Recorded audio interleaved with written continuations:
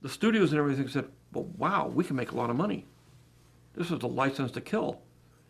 And they did it. They just simply, and of course, the only way you could really do that is not take chances. Only do something that's proven.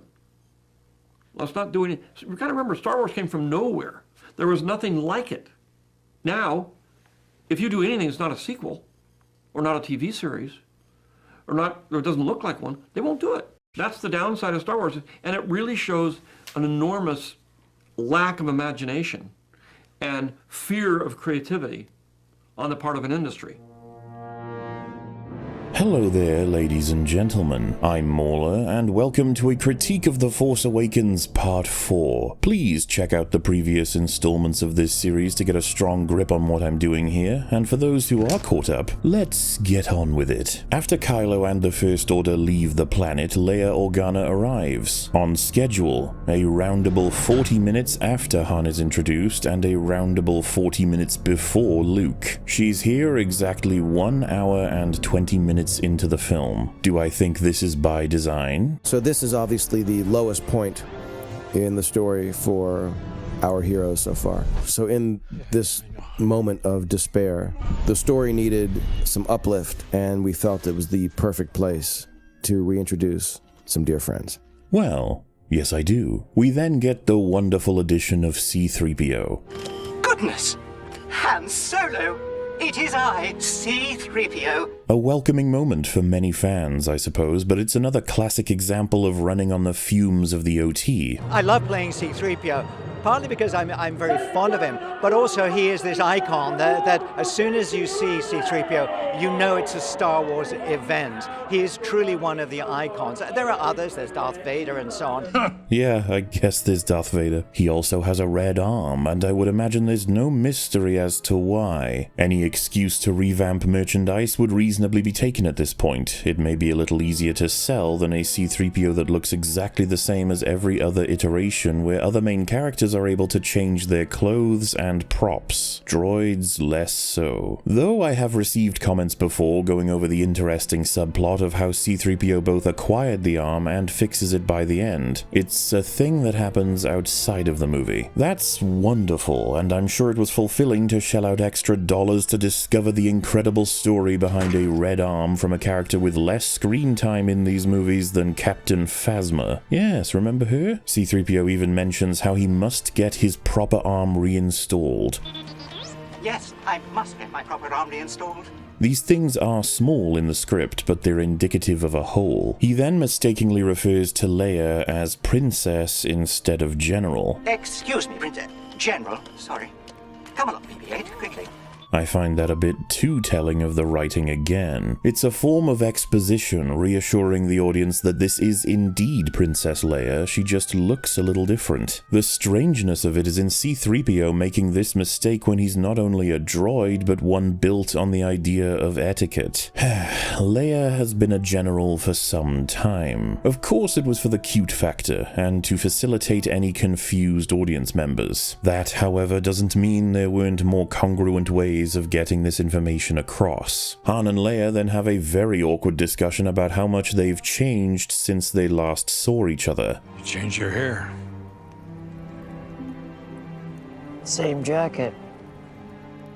Matching the audience's perception, to then discuss Kylo Ren, and since he's so new to the audience, the dialogue morphs to better hold the viewer's hand. I saw him. From there, we were going to cut to this line.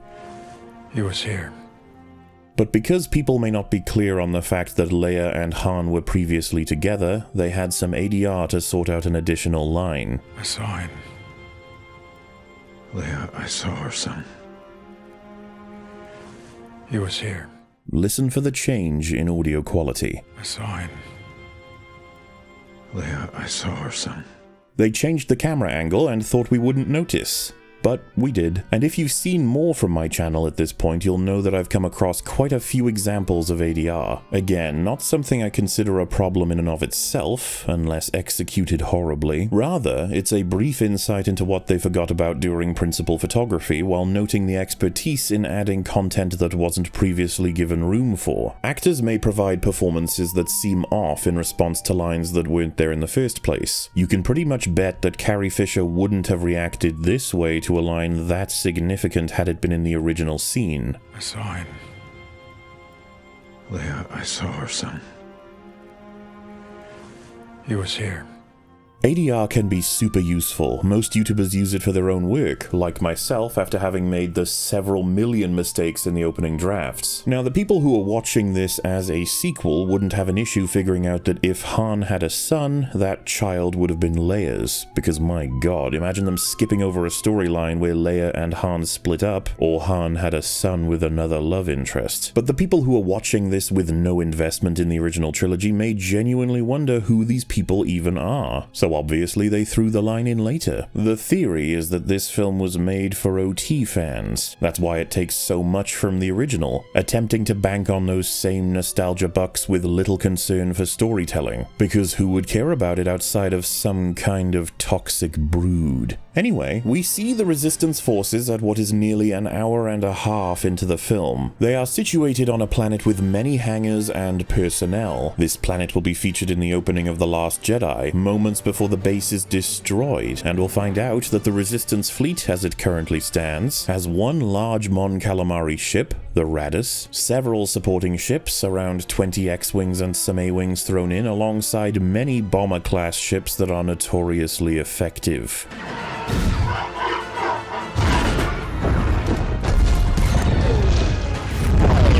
As well as having one Admiral Holdo and a bunch of distinctive pilots, all of which are missing for The Force Awakens despite having taken place just hours ago. The reality is that these resources were conjured from nothing for dramatics in The Last Jedi. All of them are destroyed in various poorly written, heart-wrenching scenes. But this is a very flawed piece of continuity, with the only explanation being that they were busy fighting some other enemy somewhere. They simply couldn't take the time out to defend the Resistance from utter annihilation. And you know what? What I just said would have been a throwaway line that I would have been critical of. But The Last Jedi didn't even do that in an attempt to remain coherent with its predecessor. Though that isn't important right now compared to the incredible resurrection of Poe Dameron. Yes, we finally got here. The story goes that Poe was set to die in the crash in the opening of the film. However, Oscar Isaac asked that he remain alive as he had died in so many projects in recent memory, and he was a big fan of Star Wars.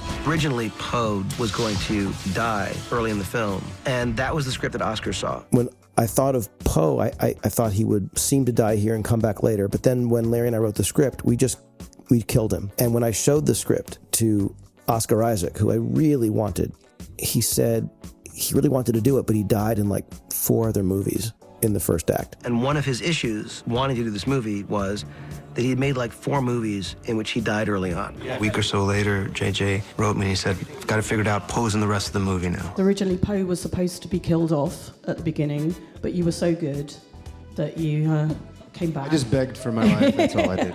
And it was Michelle Rejwan, a co-producer of the movie, who said, Poe used to live. And I was like, no, I think it's you see it coming. She's like, yeah, but it's really happy. And the movie needs something happy at that point. So I called Oscar and said, all right, you live. And he agreed to be in the movie. And so this idea that Poe comes back was something that was added later, which obviously for me was incredibly exciting and fantastic. I get to live. Many hours later. Does that reduce the chances of a return for Poe Dameron one day?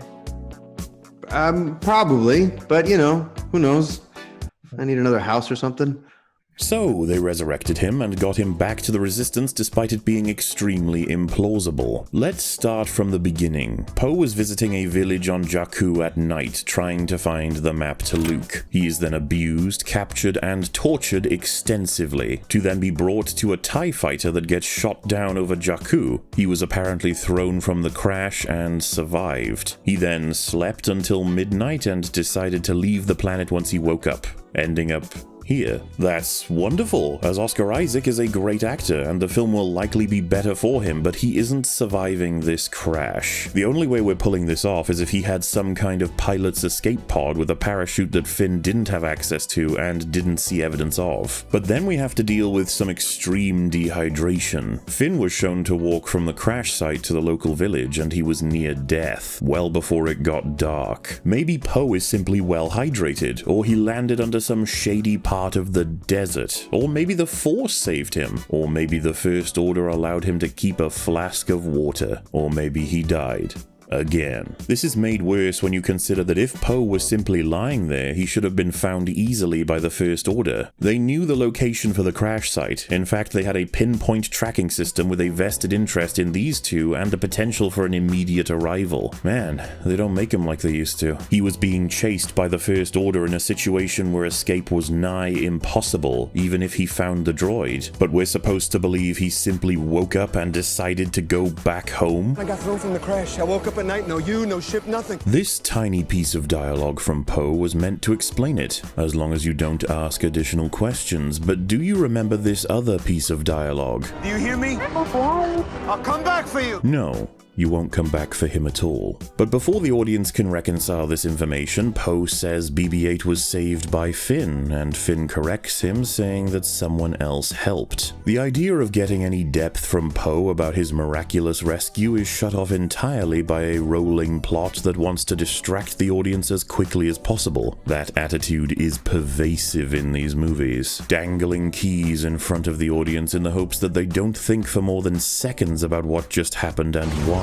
An attitude that has infected everything from future Star Wars projects to the future of high-budget projects in general. Wow, dude, pride rock! How did Poe even get a ship to leave Jakku? He had nothing to barter with and no contacts, and the First Order had plenty of sympathetic factions with strong knowledge of his location. It can't work. And unfortunately, it's a result of a quick decision made because an actor didn't want their character to die, irrelevant of how it rippled through the entire script. The obvious correction being that Finn, Poe, and Rey should have progressed through the story together from the beginning, though it was good to see the effort in BB-8 to show concern as he should when greeting Poe again. It's cute, no doubt, just frustrating since this scenario is almost an impossibility. It's also worth bearing in mind here that Finn just exited the very same ship that Han established was being scanned for by the First Order. You think it was luck that Chewie and I found the Falcon? If we can find it on our scanners, the First Order's not far behind. Something he felt was an imminent danger, dragging the First Order to them, and yet he simply parks it in the Resistance base. It's worth wondering whether he's incompetent or actually working for the First Order at this point. Finn then tells Leia that he needs help saving Rey, and Poe explains that Finn is familiar with the weapon that destroyed the Hosnian system. Finn worked on the base. Finn's familiar with the weapon that destroyed the Hosnian system. He worked on the base.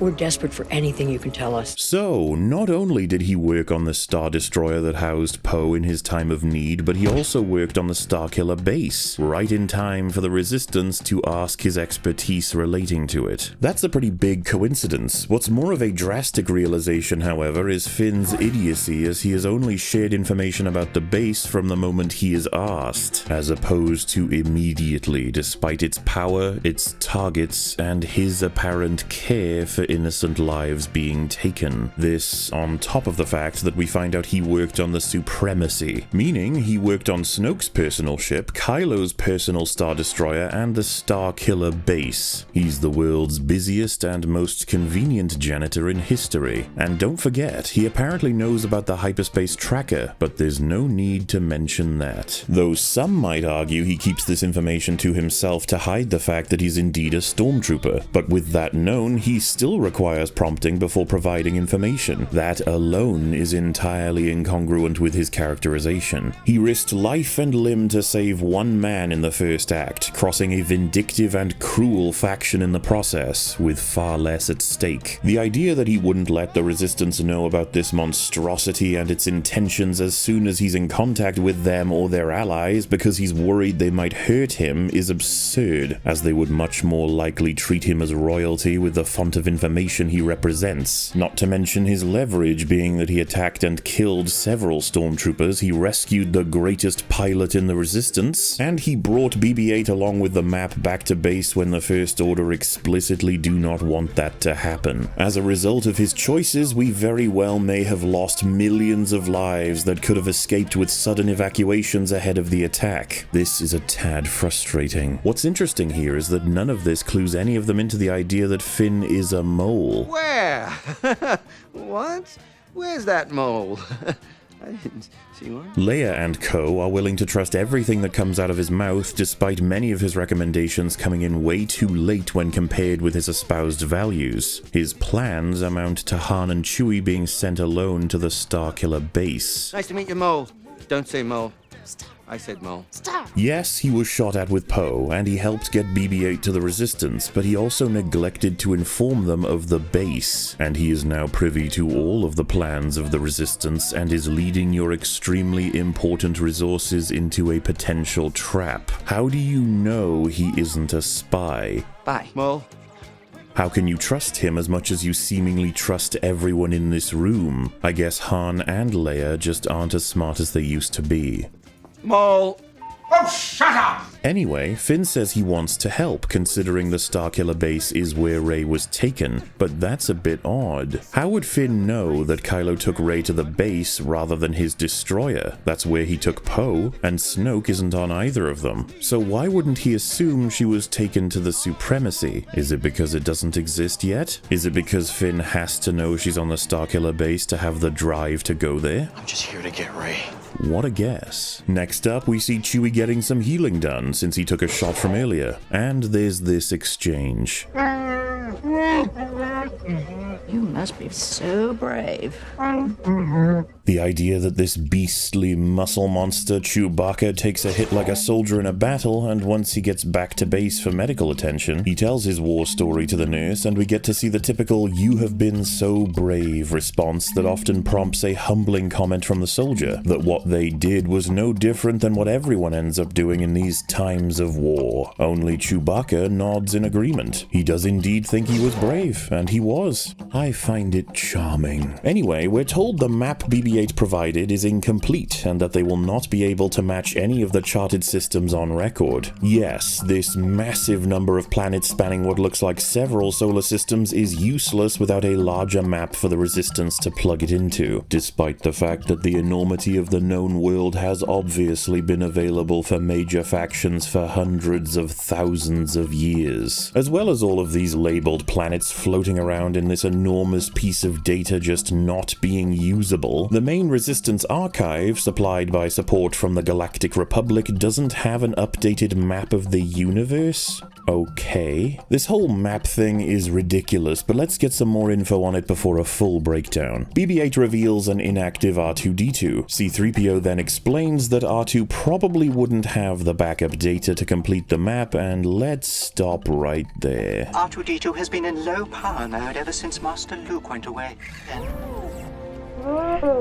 C3PO says it's unlikely that he will wake up and BB-8 sighs, implying there's a history or connection there. This is the kind of thing where I assume they made it so the cute new ball droid and the old tin can droids were friends solely so we could see them beep and boop together, which would be fine. But just like a situation to come, it is frustrating because we've just been told a fan favorite character is in peril, in this case, for no reason at all. And the character here to care about it is one that was created by this movie. It should probably be Leia that talks about this with C3PO or even Han. By having BB-8 feel remorse, the audience is split on concerns. What is their history? Is there a meaningful reason BB-8 cares so much that we should know about? Or is it as simple as BB-8 wanting R2's data with no way to plug in?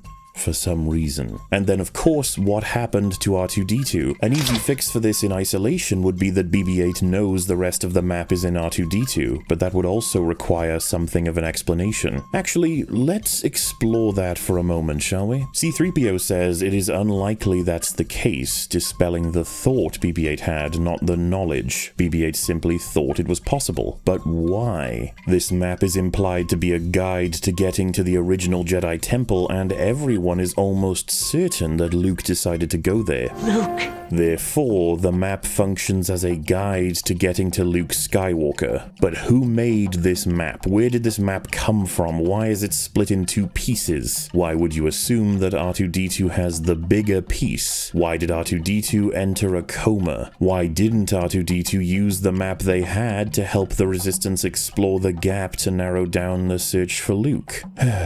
Who made the map is important because it creates further foundation for the story being told. It's arguably one of the most structural pieces of information for the trilogy as we know it. Finding the planet, finding Luke, convincing him to help, and his resulting actions justify a major portion of the events in these three films. So, for these events, we need the stakes to be generated. We need a reason why this map hasn't been found until now. Was it being protected by some elder Jedi? Perhaps a collective loyal to the Jedi? Why did they end up releasing it? Did Luke create it? Well, that can't be it because he wants to be left alone on Ahch-To to die. I came to this island to die. Leave this island now! Okay, but he gave one of the pieces to Tekka, but he doesn't want to be found. The Jedi Temple is mostly untouched, and Luke finding it is also unexplained due to it being so elusive. As an audience, it is difficult to understand how any of this comes together. Why should we care about any of this, and how was this a result of what we already knew about the world? Many will now assume that this weird contrivance was solely created to keep Luke out of the first film in the trilogy, which could work,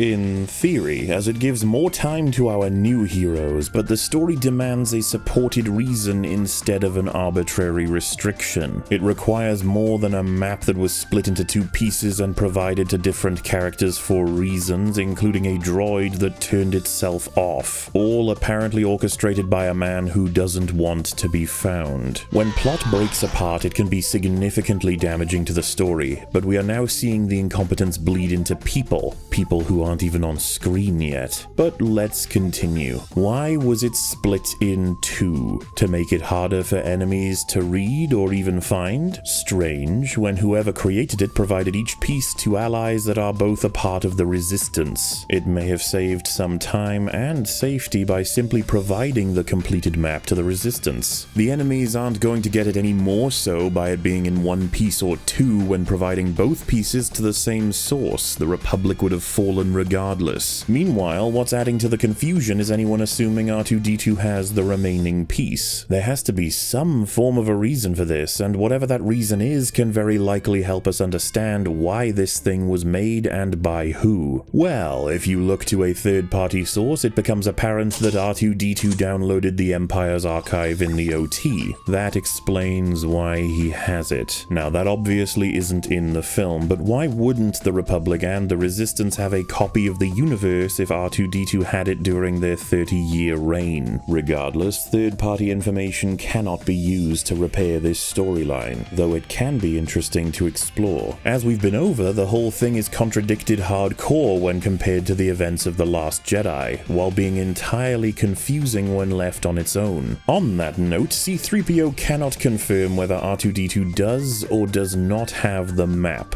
He can only point to its low likelihood. To clarify, from their POV, they are potentially sitting on both pieces to the salvation of the war, yet no one seems to care. Did Luke tell you guys that R2 had it or not? Good lord, find a way to boot him up. Hell, strip him down, get the hard drive, plug him in if he's refusing to wake up. Like, are we seriously going to ignore finding Luke and potentially saving the universe because we're respecting a droid's sleeping schedule? Which finally gets us to R2-D2 going inactive. Hey, droid. Don't shut off. Wake up. Which is apparently meant to protect the data that he has, despite the film clearly establishing not a scene later that the First Order already has that information, so R2-D2 is literally in a coma for no reason at all. Perhaps Luke told him to do this, but why? And why does he choose to wake up again at this very moment? Was that Luke as well? Is he flipping some switch over at Ahch-To?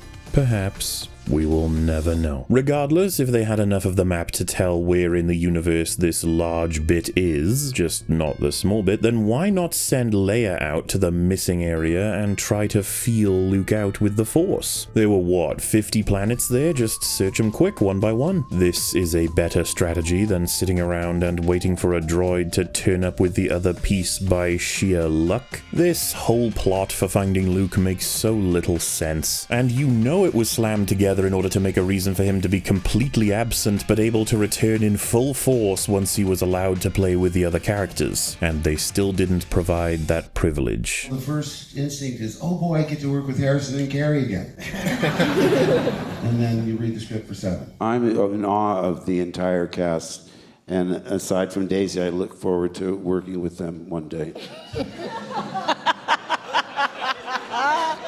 Oh, we can't end on that note, can we? Perhaps JJ wrote it so that Luke did want to be found and that he was going to make a full return with the entire cast. But that's not the story that's been told. It isn't what we have to work with, and we can't even really pretend. We have an official canon. It's held together with kindergarten glue, crippling the characters, the plot, the world, and the franchise it's so lovingly pilfered. And so, keep your brain turned off. That wasn't a requirement for Star Wars once upon a time, but it certainly is for now and the foreseeable future.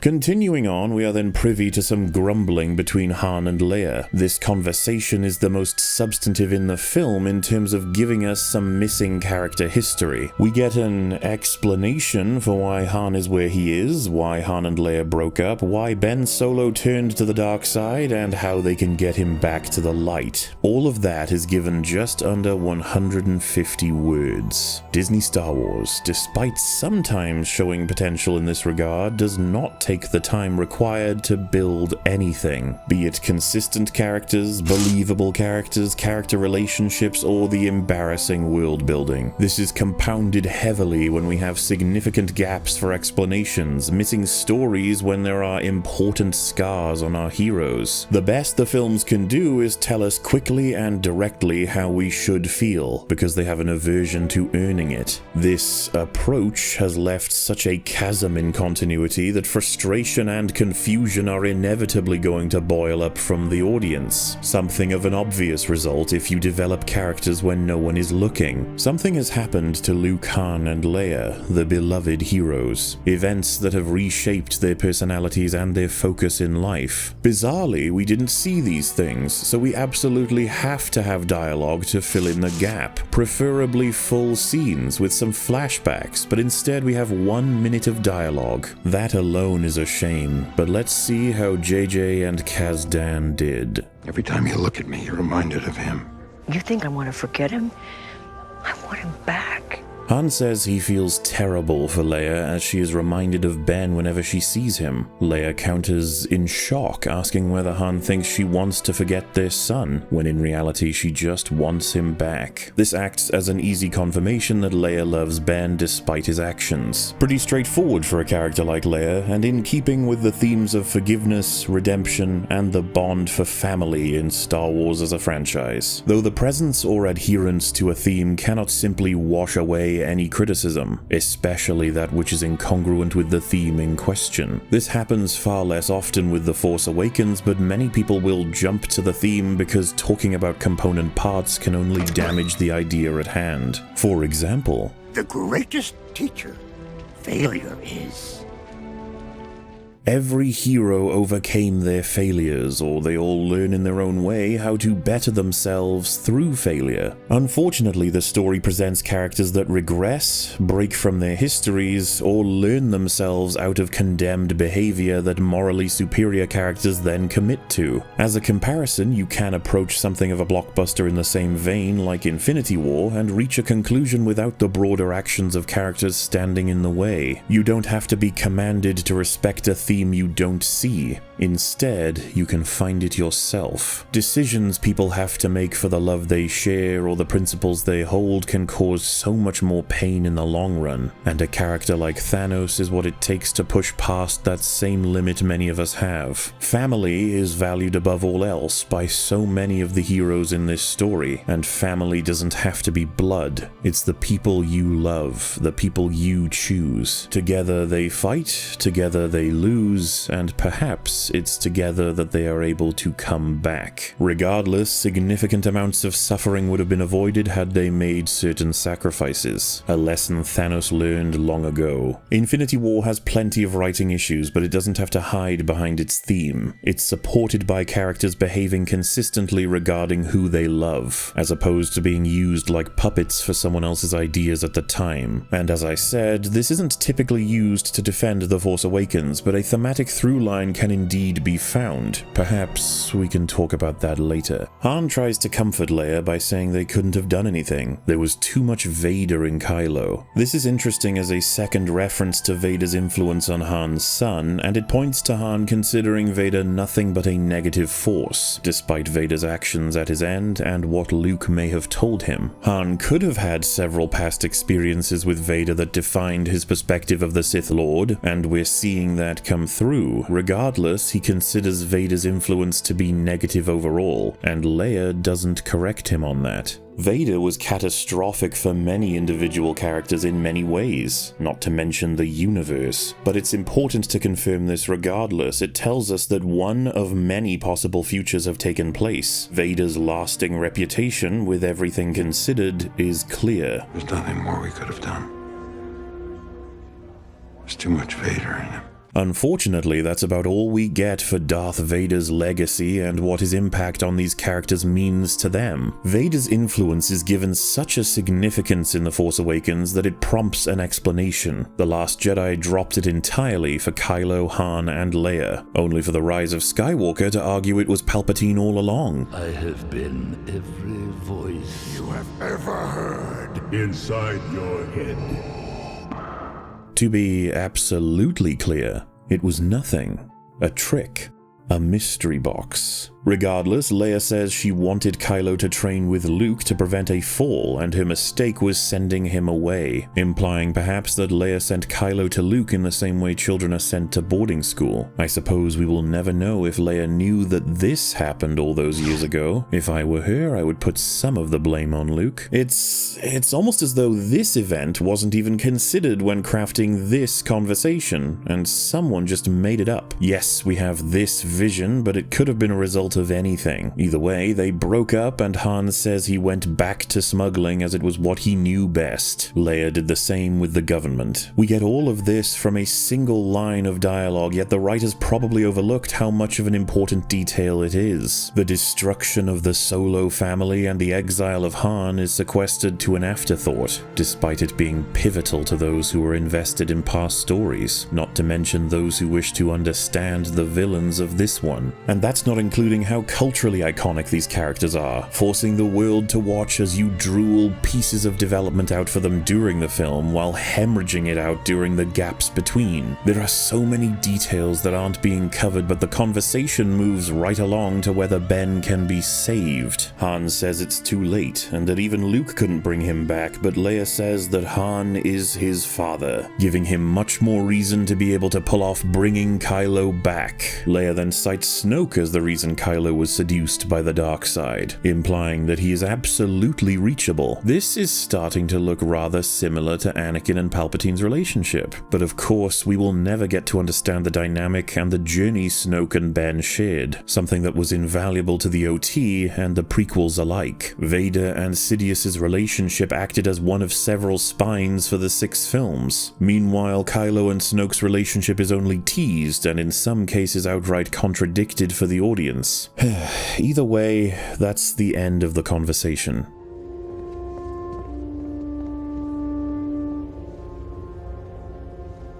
This is rough. They essentially broke down 30 years of history that we missed into plot points that are labeled as though they were still in some kind of notepad stage of the script. As viewers, I can almost guarantee that we want to see Han lose faith in the cause as opposed to it simply being a fact. We want to see what pulled him and Leia apart as opposed to being told he just gave up. Like, he went back to doing what he knows best? A desperate job he did to make money? But wasn't he rich and legal? Would he not retire? Would he not find a way to explore his adventurous attitudes legally? Especially when he has more than enough money to support it all? Not to mention Leia just gave up her search of Kylo, her own son? Han and Leia didn't try to mend their relationship? Was Luke doing nothing about all of this? Does he not love these people? We have to accept all of that, and then suddenly accept that Han can simply go and bring Kylo back. He just hasn't. Leia and Han can and do speak to each other, they just don't and haven't. This puts us all in such a state of confusion. We have no idea what's going on with the three main characters we care about in their sequel. This is like walking into a scene from a TV show where you have no reference for anything that came before, and it's shocking, it's inviting, it's gripping for many, but overall, you don't really know what's going on or why you're here. You're everything to me. I'm nothing without you, baby.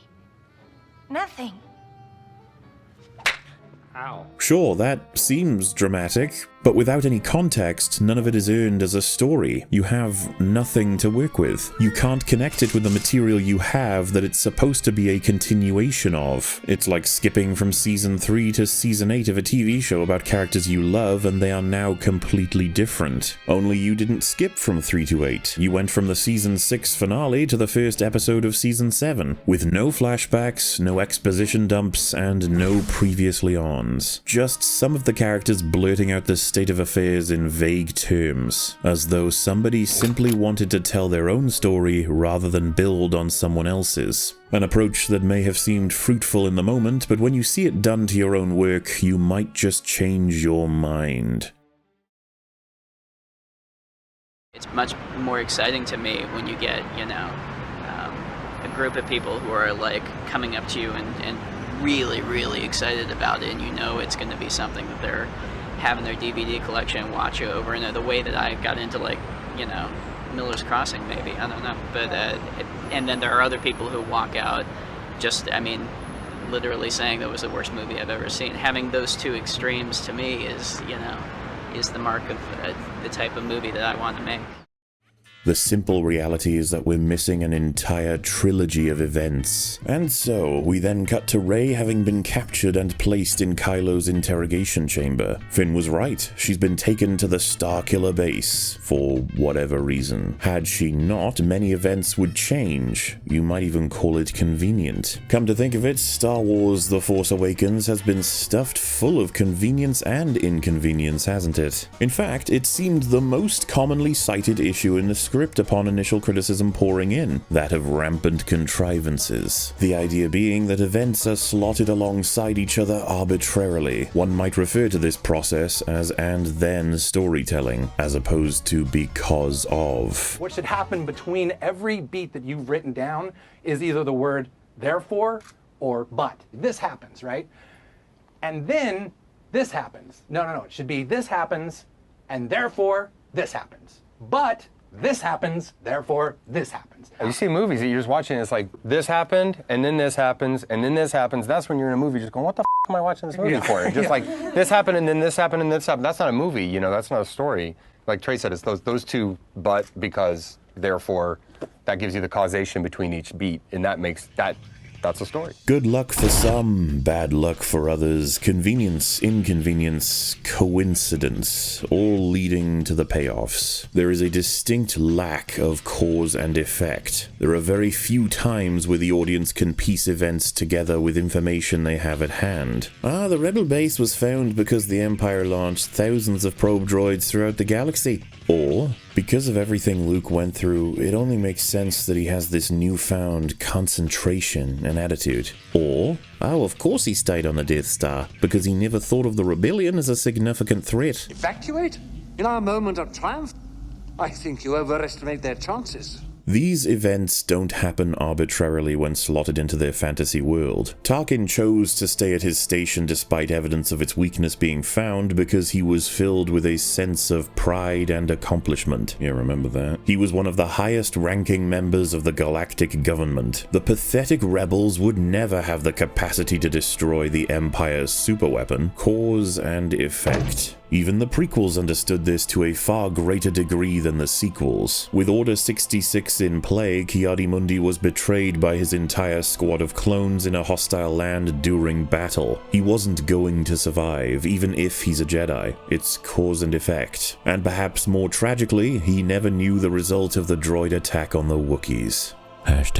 #mourn the Mundi. These moments aren't based on good or bad luck, they are locked in place by what has been established previously, excluding minor variations. Nothing else could happen because of what the story has told us about these people and the world around them. Contrivance, or luck, is used as one of, if not the most common writing cop-out across storytelling. They are comparable to giving your story a little push in the direction you want it to take. Many don't even spot them in stories because they can be inconsequential, which tends to work just fine. In fact, most of the time they are inoffensive, only affecting something small once. This is very much like real life. Everyone has those things happen at certain points. Sometimes you have to stop and ask just what the odds of that happening were. The thing is, every effect does happen in life as a result of a cause. It's simply not easy for us as individuals to know. Similarly, the characters in the story don't need access to all of the information, but with us as viewers of this world, we are given great access to information specifically for us to understand the cause and effect. Things don't simply happen at random. In the case of storytelling, the writer not only constructed the world and thus has the answer, they can choose whether to give it to the audience. You are in charge of how often these things happen and to what degree they impact coming events. Unfortunately, it's quite the drug. You will race toward that particular payoff you've been thinking about for weeks, and this writing tool can get you there, practically free of charge. And once you pop, you can't stop. The payoff will be made as dramatic as possible to distract the audience from how many corners were cut to reach it. Writers may begin to stretch it so far that their very foundations begin to crumble away, and the payoff you were so desperate to create is significantly damaged. Instead of building the events one by one to depict the character-driven story that is true to the characters themselves to earn that payoff.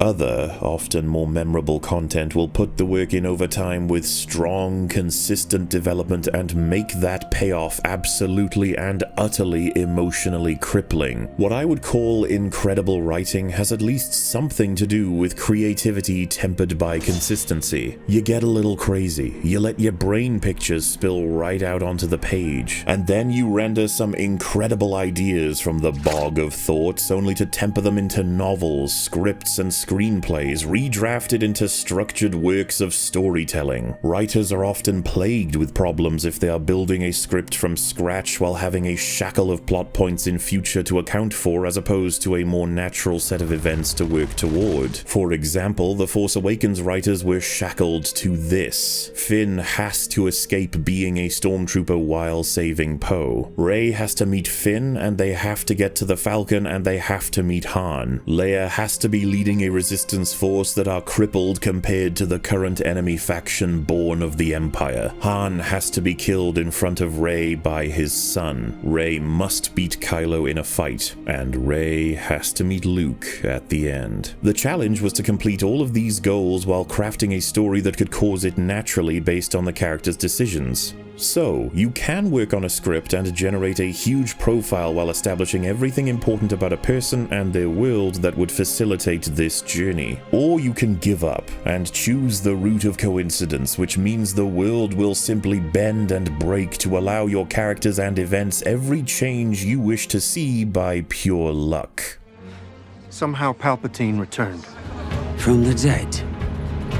And with a focus on that, writers might just forget to pour human traits into characters, since at that point you don't require a production of personal drives that progress a story. The coincidence takes care of everything. Established rules and even your own set of rules can get in the way of what you're writing toward, which can automatically encourage you to reach into the infinite pocket of luck and pull out a miracle. But to work with those rules to get the story you wanted while sticking to what you and many others have written before you, that's the sign of a hard-working writer. We've covered a lot of conveniences already, so you know which ones I'm talking about, and I will try and summarize it at the end, but for now, let's get clear on the subject. In a universe of possibilities, can the Falcon end up in Palpatine's granddaughter's workplace by chance? Yes, it can. And what are the odds of that? Extremely unlikely. Is it possible for Finn to crash land just outside of Rey's village to then bump right into her, being she is the one who is currently taking care of BB-8, the very droid that Finn has been tasked with finding for the Resistance? Yes, it's possible, but not even remotely likely. Is it possible for Finn to want to kidnap Captain Phasma to lower the shields and they happen to bump into her immediately and she does it for them without hesitation? Oh, we haven't even done that yet. Yes, it's possible, but my goodness, that sounds almost impossible. So when we have about 100 of these being peppered throughout every moment of the film's connective tissue, it can absolutely obliterate your suspension of disbelief. There will be an abundance of people in the audience saying, "Oh, come on, really?" When events take place because luck would have it that way, and every significant entity is thrown together as though they're in a tiny sandbox, you can feel as though you are simply watching someone tell you about what they would like to see in a Star Wars story, rather than believing a story is unfolding. This is often what people refer to when insulting work by labeling it fan fiction. It's not about the process of being a fan and writing fiction, nor is it strictly intended to insult the process of writing fan fiction in general. Great work can come from that. It's more about the idea that a fan will be motivated strictly by a love of the universe, rather than a love tempered by a history of writing in the field. A person with talent, experience, and accomplishment being paid hundreds of millions to professionally craft a meaningful story while respecting the universe as much as a fan would. Unfortunately, such a notion has been completely squashed in modern times, and I would happily take the work of any fan's fiction over the pre-packaged and approved nightmare slurry pumping onto the screen from people who barely remember character names or motivations. These days, we watch, as the writer says, they did this, and then they did this, and then this, and then they did this, and it was so good, and then they did this. Comparatively, the events in the story, the driving force of the plot, can be a direct result of meaningful decisions made from the characters, accurate to their development, which typically provides a sense of catharsis in the audience. Everyone is behaving in ways you understand as a result of learning about them in prior experiences. This is akin to real life. When it comes to particular subjects, you won't even bother clarifying positions from friends because you know what they will say. This is what we do as human beings. We learn patterns, we create predictions to rely on. For example, Luke leaves Yoda because he wants to save his friends rather than complete his training. Training that would grant him more power and focus. You could have known this was his decision well before he made it as a result of seeing him interact with so many loved ones up to this point. This trait pushes him to Bespin,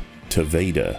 Character-driven cause and effect. Comparatively, Rey leaves Luke because, well, she needs to have her face-off with Kylo and Snoke. She doesn't even know why she's at the temple in the first place. I need someone to show me my place in all this. So they fabricate an intimate connection to Kylo, bafflingly, and that means she's gotta go save him. That's a tad ridiculous because she despised him in the story moments ago for killing her father figure. Rey was the last person who thought Kylo could turn to the light, and now she is essentially his sponsor. This suddenly pushes her to the supremacy and to Snoke to complete the plotline, getting her back to the team. This is not cause and effect. Now, many people will usually say that the other films in the saga have plenty of contrivances. In fact, it's a downright staple of Star Wars. Why not have more of it? Well, because it sounds like we've built an awkward dichotomy here. The interesting option of no convenience versus as many as possible, when in reality we're dealing with a huge scale complete with the variables of frequency and impact. Not to mention that citing the presence of these issues within another property as an excuse to have more could be applied to essentially every flaw you could come up with. But I mean, let's be real for a second. What story doesn't have convenience? Why can't we excuse it? Well, in the first season of Fargo, a show I do indeed recommend for the most part, we see a series of events unfold after two men happen to meet in a hospital. The story begins with one of them receiving a broken nose while the other is in a car crash. Thus, they both require medical attention. This meeting was pretty unlikely considering they had to be injured at similar times and then land on the chairs right next to each other in the waiting room while also deciding to go to the hospital in the same exact time frame from their accidents. Now, this particular meeting leads to many deceptions, betrayals, and deaths. That's a lot.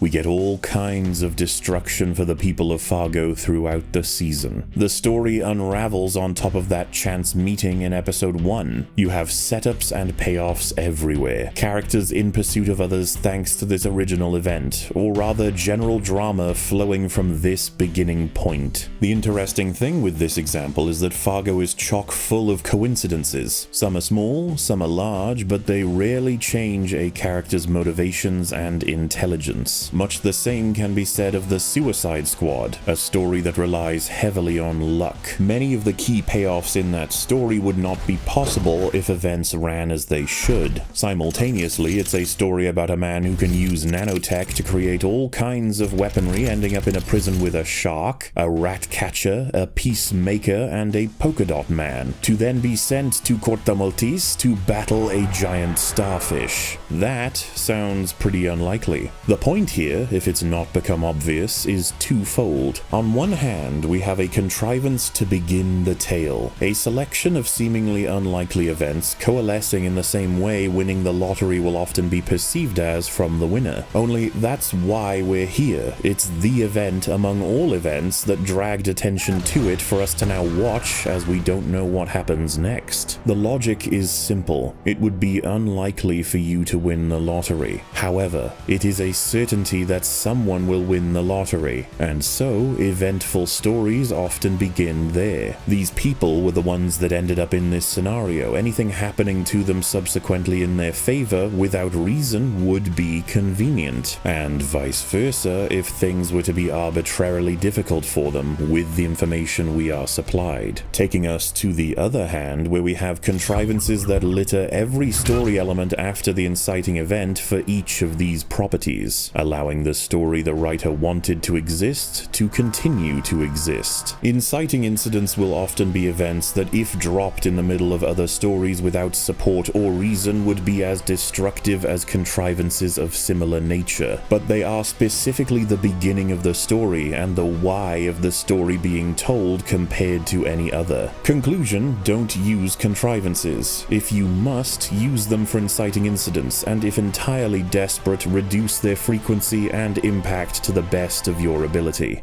Now, coincidences happen all the time in life. Just the other day, I heard of a girl named Laura Buxton. She released a balloon with her name on it, and it traveled for 140 miles only to drop down and be collected by another girl of the same age called, wait for it, Laura Buxton. Stories that have no convenience or inconvenience for characters would actually be a tad unrealistic, but that's more than a simple appeal to reality. Things get worse and things get better, sometimes by complete luck, but only from their point of view. An event can come across as lucky to the character while the audience was given the mechanics ahead of time to see why these events occur, why it's not luck that caused it at all. The writer is in complete control of just how much information the audience has access to, as well as how much information the characters have access to. I'm sure Vader thought Luke was given an incredible convenience in having Han save his life, but we as the audience know why and how that happened. Now, I wouldn't pretend to know how all things come together in the grand scheme of this world, but it seems pretty unreal that deciding to record a rant about a movie on a whim while attaching that audio to a watermelon led to a career and an opportunity to meet so many incredible people. Of course, it all seems incredibly lucky when viewed from a particular lens, but when a writer abuses random chance over and over, creating an entire story out of it, nothing can have weight. No decision can be meaningful. Every character is a simple puppet, lacking agency in a caring, rigid world that will only follow the writer's desires. Of course, you might be saying all characters are someone's puppets, but that's the entire point of strong, consistent writing. It will convince us, even for a second, that these people are real. This world is real, and when it hits the credits, we're taken back out, ready to share what we loved. This is why a certain death at the end of Season 1 of Game of Thrones is so impactful yet seamless. It had to happen. When you know the characters involved and what was said, nothing else could happen. Cause and effect in action once again, no matter how disagreeable or painful. But I suppose you could have added a convenience of any kind, like a ship appearing out of nowhere or a sudden immunity to weaponry, or sudden, dramatic insanity. She used their innocence as a weapon against me. When you wish to keep characters or lose them for reasons that do not relate to the story being told, rather they relate to generating interest and money or fulfilling a particular worldview, or you couldn't care less about their involvement to begin with and failed to drive them, you inevitably build your house on sand. But you know what? Who is to complain if it was possible? You can say it was just lucky, and we all get lucky here and there, so it's fine. These conveniences all have room to follow cause and effect. If you read some novels or accept some fan theories, everything slots into place. People cite the Force as if it explains everything that ever seems shaky in this universe, something that has begun to infect the MCU as a whole, as Kang is now the reason anything happened the way it did. The Force makes all of these things happen, and therefore it is cause and effect. The problem is that the particularly unlikely things that did happen were some of the best events these characters could possibly have desired. Telling me that an unseen, powerful magic is just making it all come together is not only extremely lazy writing, it sets to make us ask where the Force was during many other events. Besides, the typical audience member will not find it anywhere near as personally satisfying to see difficult storytelling situations solved by an absurd level of luck.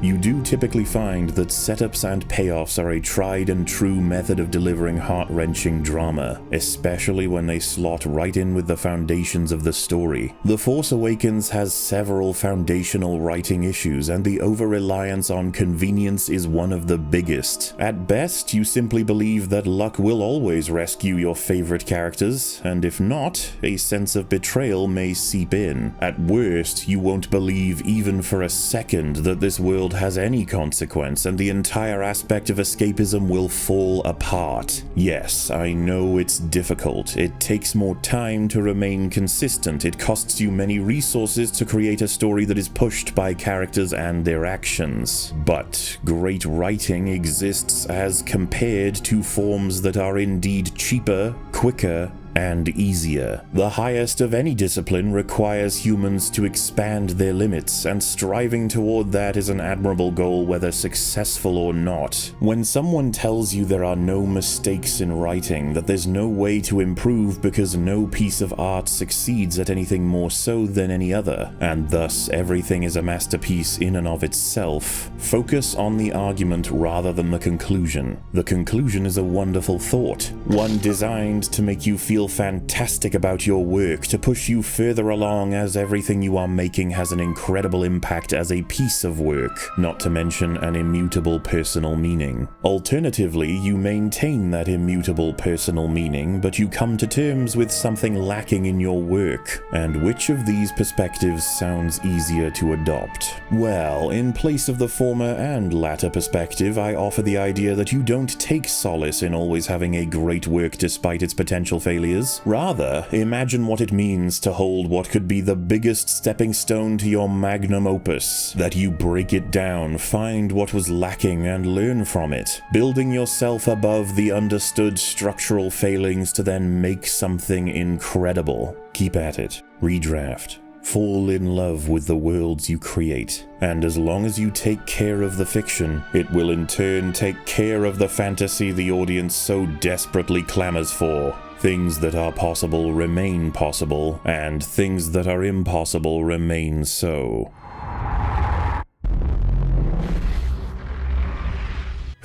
Rant over. Let's return to the plot. Rey wakes up in Kylo's interrogation room and asks where her friends are. Kylo responds, "You mean the murderers, traitors, and thieves you call friends?" I was always interested by this line because it's one of the only lines we have that tells us what Kylo thinks of his opposition. Calling them thieves more than likely relates to the map smuggling, since he considers the map property of the First Order. Calling them traitors would obviously be in relation to Finn and possibly the past exploits of the characters from the OT. But murderers, that is a very interesting way to refer to the opposing faction when of course Kylo has engaged in what any sane person would have to describe as outright murder himself. All the same, this line implies he has ideals, and these people are acting against them, forcing his hand regardless of his parents' involvement. We had to make him a person, so we thought of him more of trying to be right, that he thinks it's less about being evil, but more trying to be right. Because I think when you're right, you feel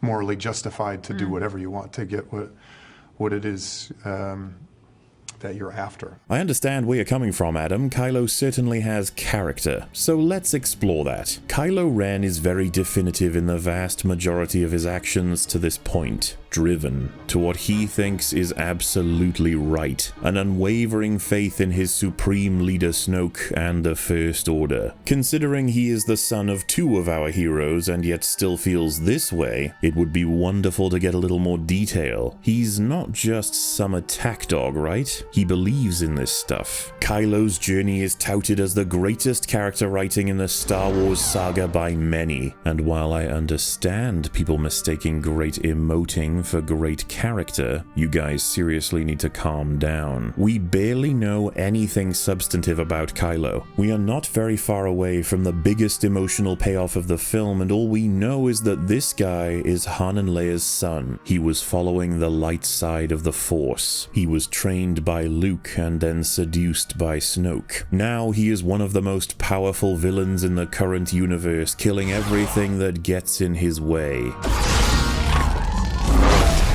But why? Why did Kylo turn from Han, Luke, and Leia, and who was he before he changed? How did Snoke seduce him with everything we know about our OT characters? Why is Kylo immediately made Snoke's apprentice? Was there ever anyone else under Snoke's training? Is the rule of two still vaguely a thing? How does Snoke fit into the lives of our heroes? What was the training like for Kylo considering where he came from and what he was taught before? The film will ask that I care about the coming scenes and Kylo's involvement in them, but I don't know him at all. We've missed substantial amounts of storytelling. You see, this isn't just a problem for Leia, Luke, and Han's characters becoming different people in between films. We have brand new characters who are deeply involved with our classic ones, and we don't know what they mean to them beyond a handful of lines and assumptions. When you have a clean slate, a lot less context is required compared to something something built on decades of storytelling. The vast majority of the relationships in the original film were established and developed within the time frame of the story itself. Meanwhile, this film has a significant amount to catch up on while struggling to flesh out its own new relationships as well. This is why scenes like these held massive weight. They gave so much flesh to characters that were coming into their own while developing bonds with other people. These scenes show us why these characters care about each other. They are foundational for future events to have the chance to hit as hard as reality. In A New Hope, all of the developmental scenes weren't simply replaced with one conversation between Han and Leia outlining how much of a friend Luke is in the gaps between scenes, therefore justifying Han's choice in the climax. No. We saw them grow, and then we felt the connection Han had to Luke that urged him to save his friend and the galaxy. The common expression I'm alluding to here is show, don't tell. And despite some interpretations being wholly narrow-minded, it's a fantastic rule of thumb that The Force Awakens seemed to know about but gave up on when dealing with additional drafts. Kylo is extremely important to the Solo family, but we can only be told very quickly why that is. It's his label. He is their son. He comes pre-packaged with emotional meaning without putting any additional legwork in, meaning they learned nothing from their predecessors beyond the surface. I am your father. Considering the payoff that is soon to come, we needed to see how Kylo grew up, what he values in the dark side, how Han and Leia fell apart while they raised him, and what that meant to him. All of it grants meaning to so much more. When he ignites that lightsaber, we can think back to every memory of their journey instead of a 150-word conversation between these two. But Mauler, that's not possible. Disney can't make stories for a time that's past. We're going to jump right into that meta subject in the conclusion. For now, you may think it's a fair excuse to simply say that Kylo and Han's relationship was narrowly developed because we have progressed past the era relevant for portraying that story in our own world. But that excuse doesn't work for characters that get introduced and developed in this very installment, nor does it hold weight regardless. Disney Star Wars films have a strong pattern of botching characters or leaving them woefully undetailed. There is an attempt to excuse the sketchy development of Kylo through a time skip. But how do you reconcile that assessment alongside other characters that have the exact same developmental problems? Bear with me here. Like all of them, I was taken from a family I'll never know. But my first battle, I made a choice. I was ashamed of what I was. But I'm done with the First Order. I'm never going back. This is a person who has shown some character traits in scenes, but a lot of the ideas are dropped or confused in the sequel. This is a person who is tied to the newer heroes, but were not given substantive scenes to connect them, aside from their relationship descriptions. This person shows conflict and their own values, but we never get to know why or what they value on either side of the Force or the galactic battle. This is a person who has shared about one significant scene with Han, yet we are expected to be entirely moved by every action taken between them as a father-child dynamic. Now, let me repeat myself, but change the visuals. This is a person who has shown some character traits in scenes, but a lot of the ideas are dropped or confused in the sequel. This is a person who is tied to the newer heroes, but were not given substantive scenes to connect them, aside from their relationship descriptions. This person shows conflict and their own values, but we never get to know why or what they value on either side of the Force or the galactic battle. This is a person who has shared about one significant scene with Han, yet we are expected to be entirely moved by every action taken between them as a father-child dynamic. These are the problems with Kylo's development on screen, though many excuse them by the fact of most of it being in a past we cannot consume and does not get alluded to. Therefore, they did as much as they could. Though, Disney Star Wars has consistent character writing issues regardless of limitations, and the reason people love Kylo is because they generate his story for him. They write in the gaps while waiting for the bigger set pieces Disney Star Wars money can provide. Maybe he and Han would have many minor disagreements that erupted into huge meltdowns that destroyed any chance of love being shared between them. Maybe the divorce that Han and Leia endured was often seen as a result of Kylo acting as a burden for them both. Maybe Kylo and Tekka shared a mentor-like relationship, and most of what Tekka promised Kylo would happen in his life turned out to be a lie.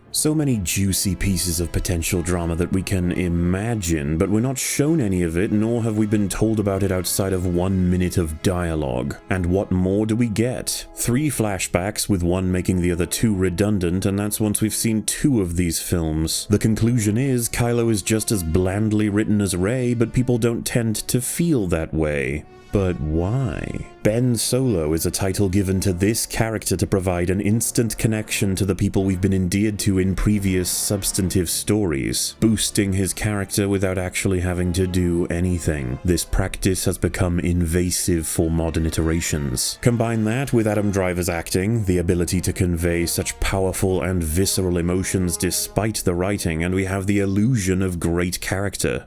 No, you're still holding on! Let go! Traitor! No.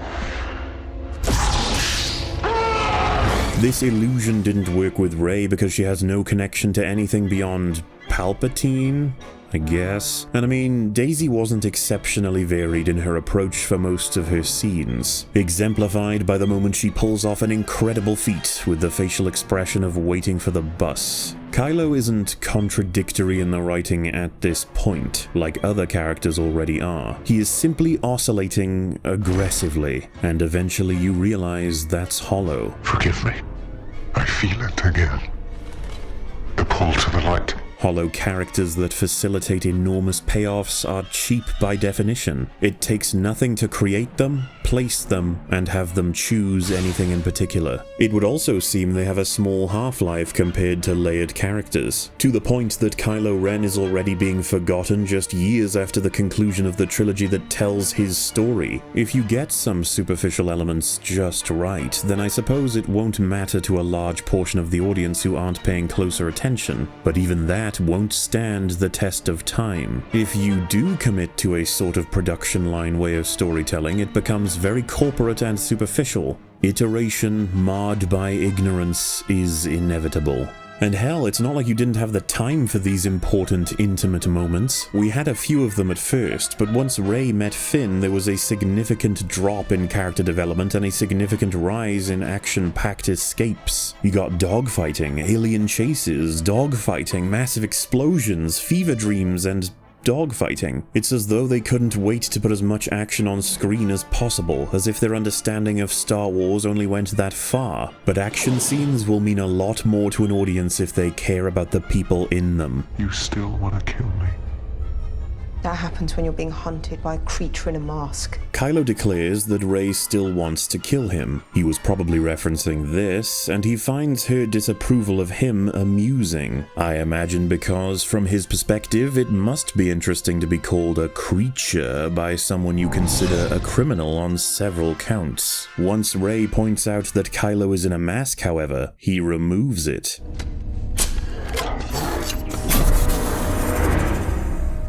Revealing that he is indeed very young and very plain. There's nothing traditionally monstrous about his face at all. In fact, he's not all that intimidating. That's the interesting surprise of Kylo Ren. Up to this point, we were just assuming he's yet another evil, seasoned Sith. But now we're taken aback. He's not aged, he's clearly inexperienced, and he looks like he may even be a victim in all of this. He almost has the presence of a Disney prince, especially with the style of hair, making the audience second-guess themselves. Of course, it shouldn't actually be any surprise because we already know he's Han's son, meaning he is more than likely in his late 20s and probably hasn't had the chance to participate in many battles. This was a shock and an undeniably malleable canvas to work from. He is different from the villains we've seen previously. His character writing is weak, but the impact of him being just a boy is striking. It adds many layers to a potential motivation.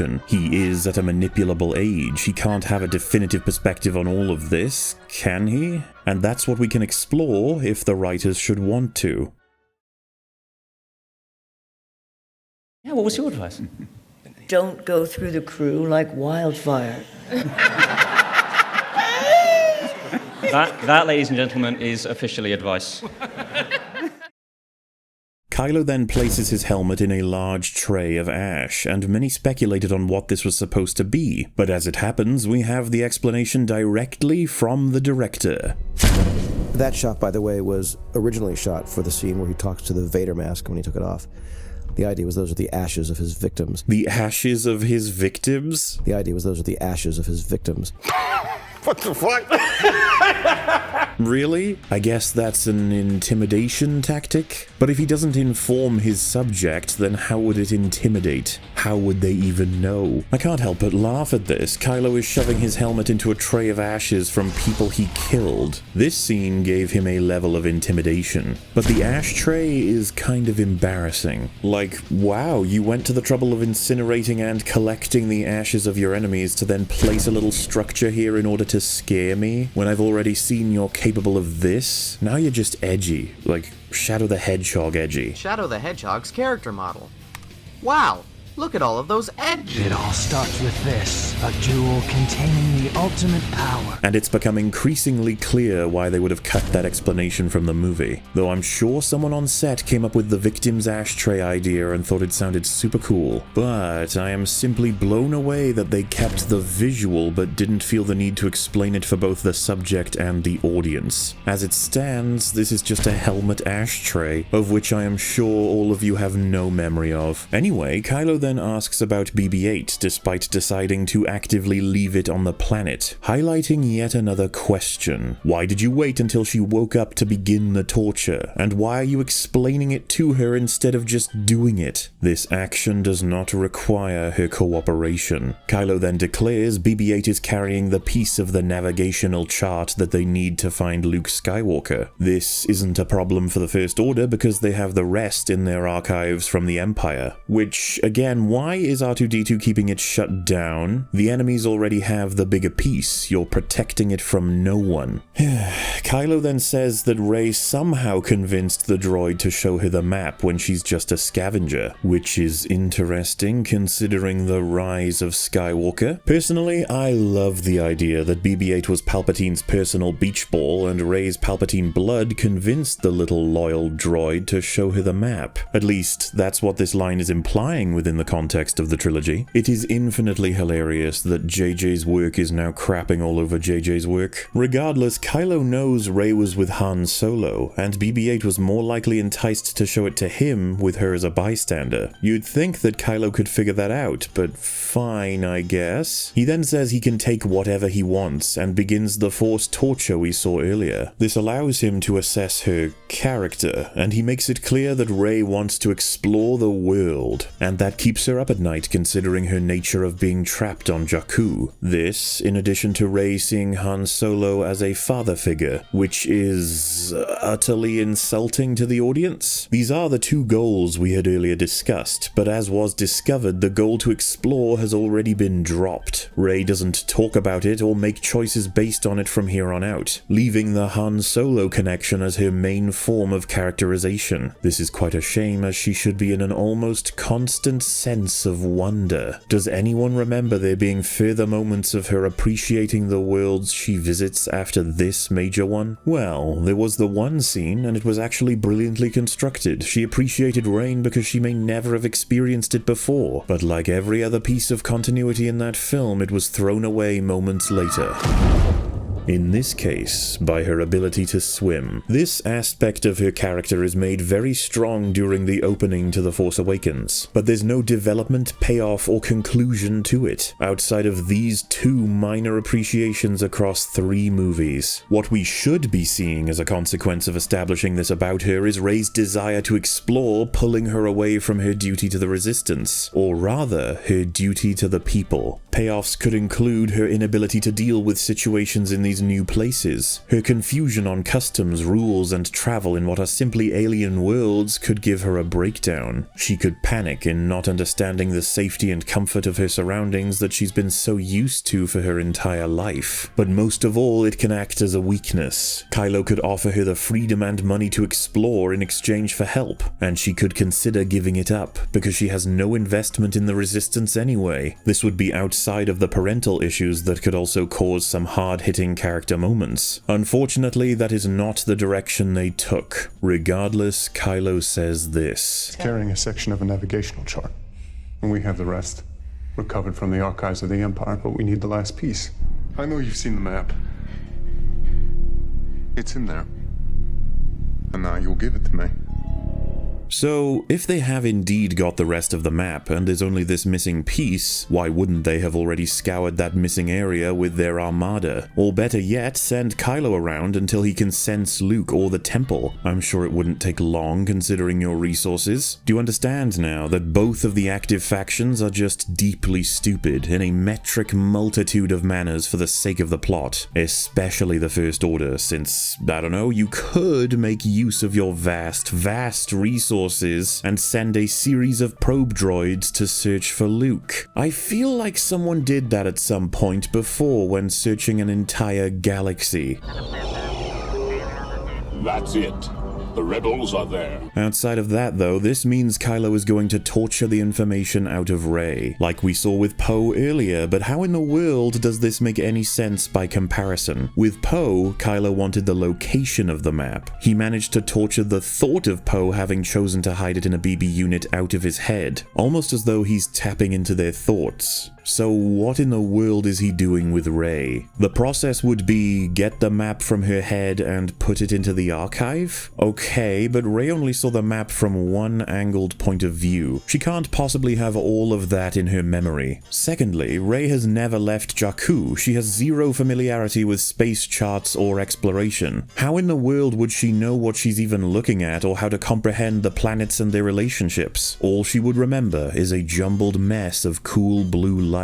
Third, how accurate is Kylo's memory stealing going to be exactly? Is he going to write all of this down? Is he going to copy it from his brain to a USB? Or is he an expert reader of blurry map memories? And finally, if this was his whole plan, to try his luck at copying Rey's angled, smudged, jumbled mess of blue-tinted memories into his own head, to then try and connect it to the remnants of the Empire's archive to then find Luke Skywalker, why wouldn't he have made it a hell of a lot easier for himself and skipped this entire process by, you know, kidnapping the droid as well? His current plan is extremely risky compared, and let's not forget the fact that his supreme leader told him not scenes ago they have to stop BB-8 from reaching the Resistance, because what was going to happen if they didn't? If Skywalker returns, the new Jedi will rise. So we're forgetting that, and we're choosing a more difficult route, only for what to end up happening? Failure. Rey escapes Kylo and he didn't get the droid. Pathetic.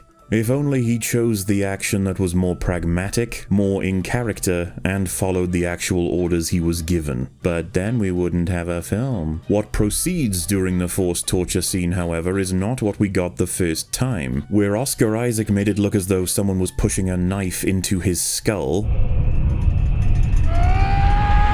Daisy makes some very interesting facial expressions, providing some choice sound effects.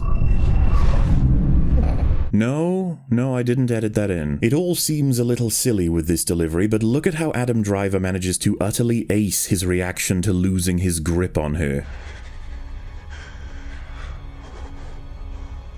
Though I suppose it's unfair to compare these two in terms of performance when one is so much more seasoned. I know what I have to do, but I don't know if I have the strength to do it.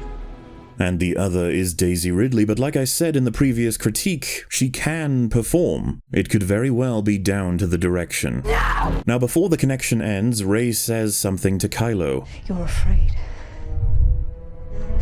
that you will never be as strong as Darth Vader. This is the third and final reference to Vader in this film, and it once again compounds the importance of Vader to Kylo's character. Rey was able to see that Vader is the center of Kylo's world in a matter of seconds. It defines him. Vader's power, presence, and legend is incredibly important to Kylo's development. Naturally, the audience would like more information to inform this connection, but it's dropped in the sequel and explained as a trick in the final installment. This was bait, and it was some of the most frustrating bait in media because it raised so many questions for Anakin. Where has he been? Why is he goading Ben to the dark side? What would Luke say about all of this? How does any of this work? Instead of exploring the connection or answering any questions, we are left with nothing. There is no development for that, despite it being the climax for 2 scenes in this film. It's a shame, but it's a criticism levied at both JJ and Ryan. Looking back, was there any of the criticisms that you read that you maybe I feel is now kind of fair. No. Moving on, we have one last and quite famous criticism to check out regarding this scene. The most destructive moment for anything character or plot related is, of course, Rey defeating Kylo in the Force mind torture reading thingy. I have no idea what I'm supposed to call it, but Kylo, who has been trained by the greatest powers on both sides of the Force in the galaxy, managed to be outdone, in terms of the Force, by a person with absolutely no experience with it. It not only deals a massive blow to the importance of training and working towards something greater than yourself while putting into question the quick route to power being the dark side, it adds yet another tick to Rey's ability counter. And why? To get the plot moving. You see, we have writing problems to be solved. We need to protect the information related to the map from Kylo, we needed to reveal that Rey is significantly Force sensitive, and we need to give her a chance to escape while showing that Kylo is vulnerable. All of these things can be difficult to achieve from a writing perspective. So let's just give Rey an ability that will nail all of them in one go. Anyway, we cut to Snoke chewing out Kylo for losing a battle of the minds with Rey, and of course we aren't going to get any additional information to justify that. That's just how it be. Kylo describes Rey as untrained yet strong, and this will reflect her future performance in both TLJ and TROS, performing incredible feats in one while having been given no training aside from a singular lesson on why she shouldn't become a Jedi, and the other where we are to believe retroactive training can help make sense of the narrative. Tomorrow, at dawn, 3 lessons. Oh, and yes, there were supposed to be 3 lessons imparted from Luke, but we only saw one in action. We know one of them was sequestered to the deleted scenes. So what about the third? And I think they mentioned there's 3 lessons and people were keeping count. Wait a minute, we're missing a lesson. He says don't intervene because you're not going to be here next week when they come back and strike again, these marauders. It seems callous for him to just ignore it and not. The old Luke would be like Rey. He'd be, lightsaber blazing. Oh, they forgot an entire lesson? Was there another deleted scene? So about that third lesson, Johnson acknowledges it's not directly addressed in the movie, but says there are things about the movie that fans can choose to interpret as his final instruction to Rey. He forgot to write and film a third lesson in his own movie after specifying there would be one, to then ask you, the audience, to interpret one. Man, the magic of movie making. There may very well be other third-party explanations for this, much in the same way an attempt was made to explain Rey's power, especially after what we just saw. But for those who don't know, the mental connection Snoke opened for Rey and Kylo poured his training and knowledge into her head. She gained a strong understanding of combat and the Force immediately. This happens in TLJ, so not only does it fail to explain her power beforehand, it's a desperate grasp at straws regardless. And it's what happens when the writers of the novelizations have to make up for the mistakes of the multi-million-dollar writers that came before them. I mean, the poor lad came to the conclusion that to get anywhere near explaining Rey's source of power, it makes the most sense to simply have her download them from someone else, taking inspiration from, I don't know, The Matrix? Mr. Anderson! No, not that one. Holy mother of death. I know Kung Fu. Yeah, that one. Either way, the writers' hands were tied to the movies, and in an attempt to repair the script, they simply poked more holes. If you can simply instant teach students the Force and combat skills as long as you connect them with an experienced Jedi, you basically blow open all of the Jedi training that has been established up to this point. Perhaps it's lucky we tend to ignore third-party sources. Moving on, Hux walks into the room and lets Snoke know the Resistance have the map to Skywalker and it's all Kylo's fault. Ren believed it was no longer valuable to us. As a result, the droid has most likely been returned to the hands of the enemy. They may have the map already. Which, yes, he's right, and we'll never know why. In fact, had Hux been anywhere near the operation on Takodana, he never would have allowed this to happen. Unfortunately, he was away. Just top-notch writing. Though you have to appreciate Kylo not wearing his mask in this scene because he took it off to speak with Rey. Hux then provides a surprise visit, and this leaves Kylo exposed in that he clearly doesn't like to be viewed without it. Adam Driver once again performing quite well. Hux says they have a target for the Resistance base, and Snoke orders their destruction, hopefully achieving it before they can reach Skywalker. So, how did they find it? Well, one idea is that the First Order scanned for the Falcon. The ship is at risk at all times, as Han pointed out. Then there's the hyperspace tracker that would mean the Falcon and every transport on Takodana are locked in. However, to be fair, the Falcon would have been tracked as early as Jakku. Now, Han knows about this, as does Finn, as does everybody in the Resistance, and yet...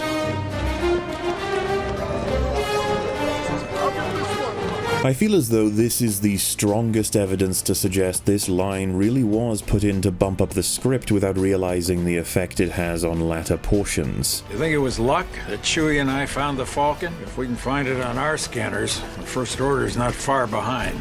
And with that, I feel it's a good time to reference a little argument that often comes up from interesting corners of the internet, but also the very creators behind the content. This is a movie about space wizards intended for children. The problem with that logic is several-fold, as we've been over, but we have an example here of the writers trying to maintain their written universe with rules. They want the audience to listen as to why it makes sense. They certainly aren't asking you to ignore it because space wizards. And I appreciate the attempt, but my goodness, they always end up having their repairs fold back in on themselves. Now, ignoring all of those potential elements leading up to the exposure of the Resistance, this is the actual reason they were found. We have their location. We tracked their reconnaissance ship to the Elenium system. Good. It was a simple run-of-the-mill recon ship having been tracked. So, why is that frustrating? Well, when creating the script for The Force Awakens, many may have pointed out that it's a clone of A New Hope. We have discussed this at length, and we will continue to break it down in the summary. I bring it up here because they have all the elements prepared to recreate the Death Star run from Episode 4, but we are still missing a key detail. If the ships all assault the base and get destroyed, then yes, it's a failure.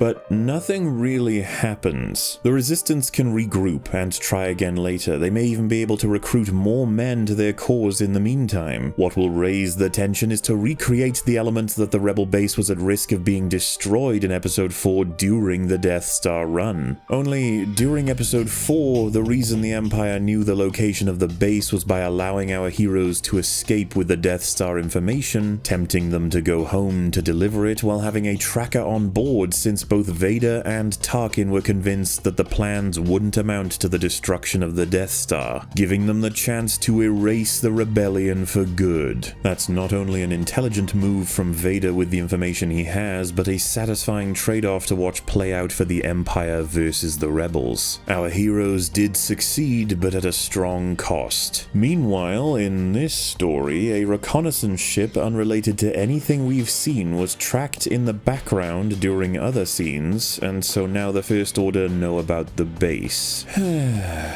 Look, I understand, the writers were in a pickle. The First Order couldn't always know the location of the Resistance base, as they would have attacked them already, but they also need to know the location to make it much more dramatic as they come seconds away from destroying their base during the Death Star run. So what's the solution? Well, a random ship got spotted at the very worst moment, making the plot that much more dramatic. I guess we just need a throwaway line to sort it out. We have their location. We tracked their reconnaissance ship to the Elenium system. Good. And there we have it, a contrivance we didn't even need. We can now begin the race between the good guys and the bad guys to see who destroys the other first. And I'm sure it'll be just as tension-filled as the first time and second time they did this. The scene then ends with Snoke demanding, sinisterly, that Rey be brought to him, implying the potential for a new apprentice, or perhaps torture to gain information on her origins or to gauge her in general. We end up discovering that his only desire was to pull Luke's location out of her head, but Rey didn't have that information in the same vein at this point. Some argue that he was going to get the map out of her head, but Snoke only showed interest in Rey once Kylo described her as being strong with the Force. And besides, it brings up the whole brain information transfer to an archive thing. Whatever Snoke's intentions might have been, however interesting, will never be known. This is an overall shame for The Last Jedi because it could have given Snoke more depth by exploring what he values in individuals. He could provide tidbits on what makes him motivated as the head of the First Order, instead of being your generic bad guy who wants everyone dead. You have the spirit of a true Jedi, and because of that, you must die. This is, however, a stain for The Force Awakens as well, because this scene doesn't mean anything, like so many others now don't, only getting worse when factoring in Episode 9. And all of this spurred so many questions from the fans, ones that were never answered and to this day would be difficult to list expediently. But let's give it a shot.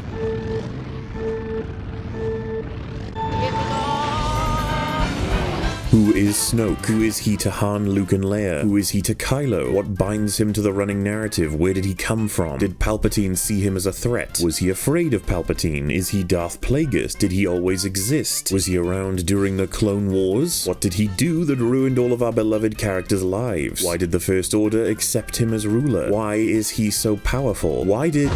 Well, at least we found out how Snokes are made.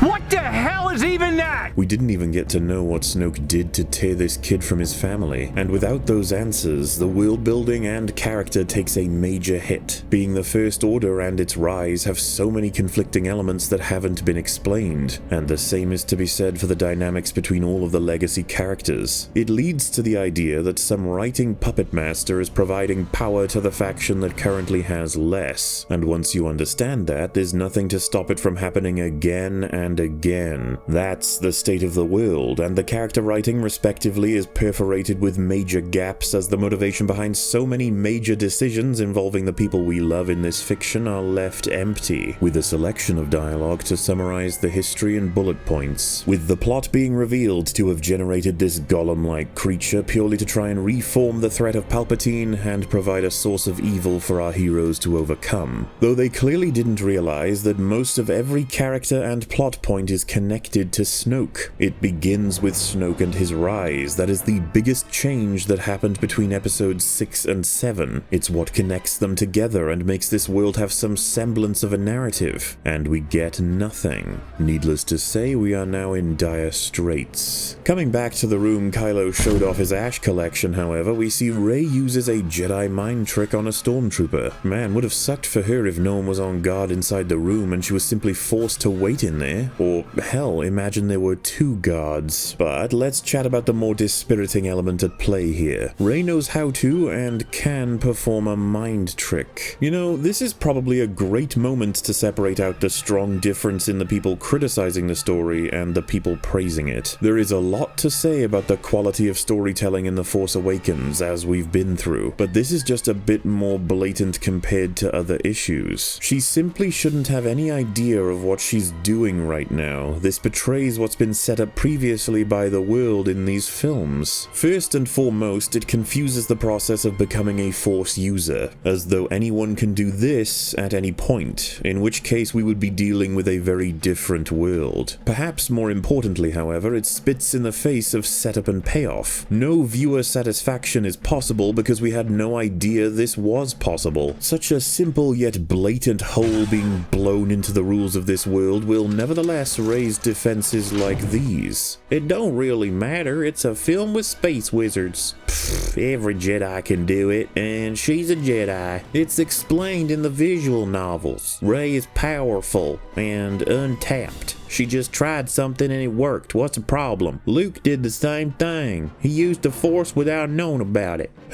We may as well start with the first argument. So do you think fiction simply doesn't have rules? What if I write that Rey decides all the bad guys should be dead, and through the power of the Force, it works? What if I want the sun to be grabbed by hand out of the sky and eaten by Gungans, dooming Naboo to become a frozen wasteland? Hey, you know what? Lightsabers can teleport you now, heal you, play chess with you, and watch Netflix with you. You know what? Blasters can destroy planets.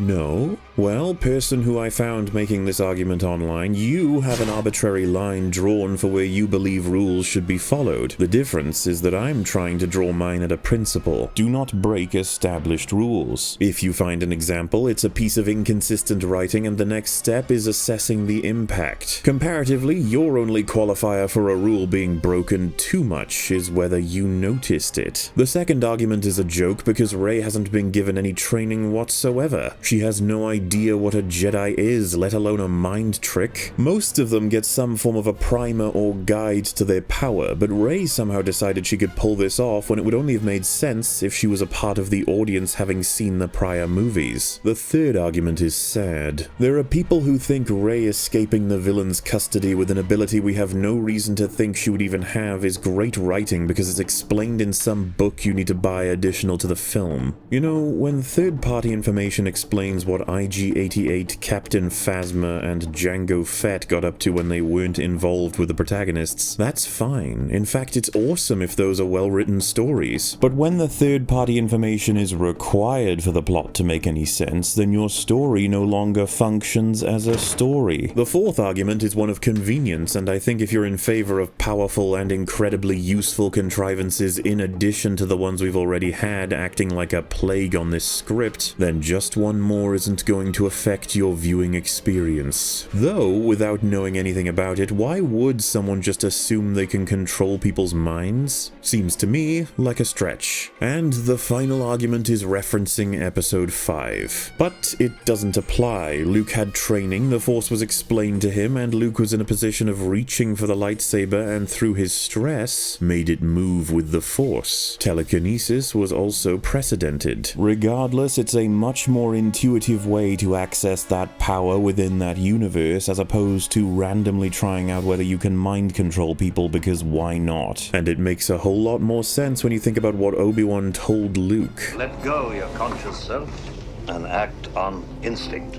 Stretch out with your feelings. In conclusion, this scene humiliates the idea of training, hollows the journey of a Jedi, relies on third-party media, and encourages conveniences once again while ignoring the many rules of the originals. But what if we could repair some of this by simply applying a tweak to the dialogue? What if Kylo begins the conversation by raising his hand and saying, "You're going to tell me what you saw on the map?" She replies, "No." Then wait, what? What? Is there a problem? No, I guess, are you doing the voice for Rey? Yes.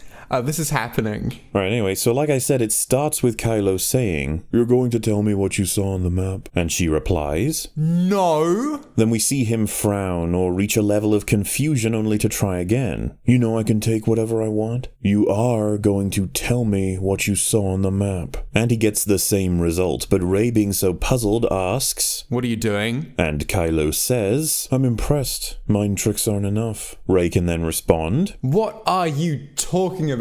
Now Kylo, as a result of being prompted by this cocky scavenger, will provide a window into how much she doesn't understand in an attempt to intimidate. "The Force is so much more than you know. More than your band of criminals could ever respect. More than Han Solo could prepare you for. Any fool is capable of a mind trick, but this will hurt."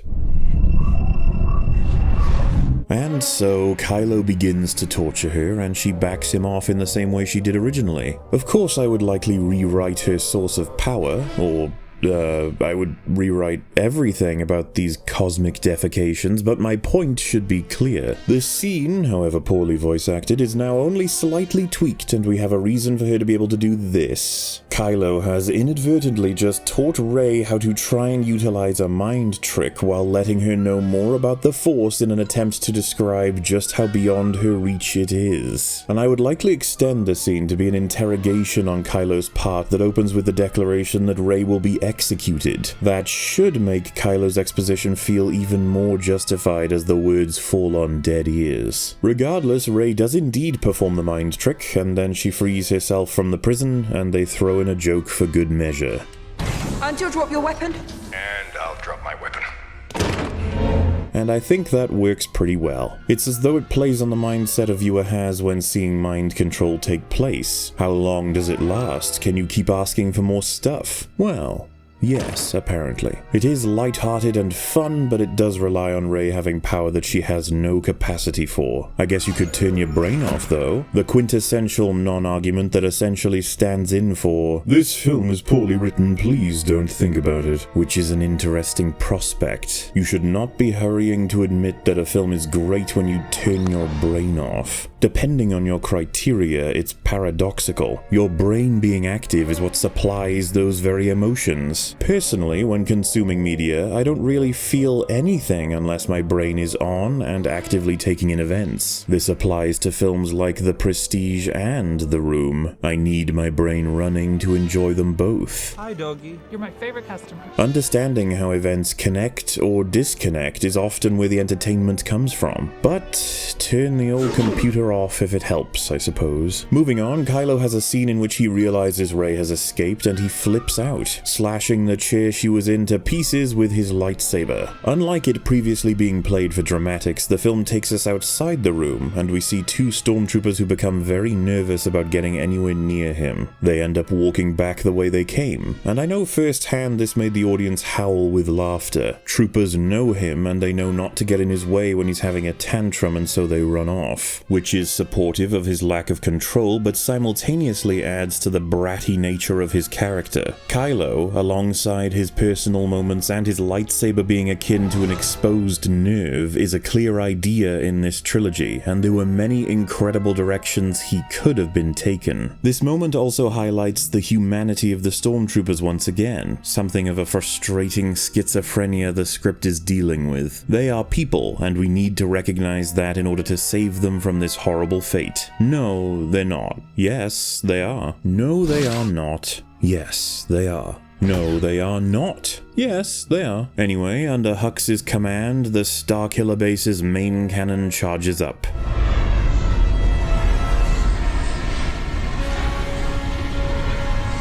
This involves sucking a sun into their station. This is utterly insane. Now, I'm no spaceologist, so I can't disprove any of this with a textbook, but it is a bit of an anime thing from my perspective. Calm down, let me explain. Anime, in my experience, often indulges in the serial escalation trope. If you don't know the name, it essentially means that there's always a bigger fish, or laser. Heroes destroy the villains with something big, but then the villain comes back with something bigger, and vice versa until the finale, where definitive things occur instead of fights that are actually just delaying a finale. This new Death Star reeks of that idea, and so does the entire sequel trilogy. Episode 4 saw the destruction of the Death Star, and by the time Episode 6 rolled around, they built the same device, though not to completion, and it was destroyed. Now we have the Super Death Star known as Starkiller Base, which is almost a cruel joke,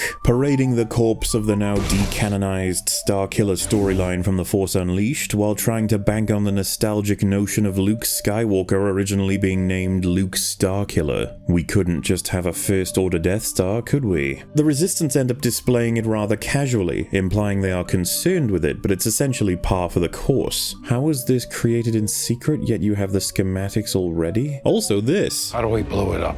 There's always a way to do that. Just a meta line to highlight how much of a cartoon these films have become. Once upon a time, the Death Star was actually scary. They knew how to create a horrifying presence with the Death Star in the original trilogy, but with the portrayal in the new films, it is impossible to take any of it seriously. We all know how this ends, even the film is bored of the idea. And to clarify, the original Death Star was so intimidating that they were able to create a teaser trailer for Rogue One using just the right music and a shot like this.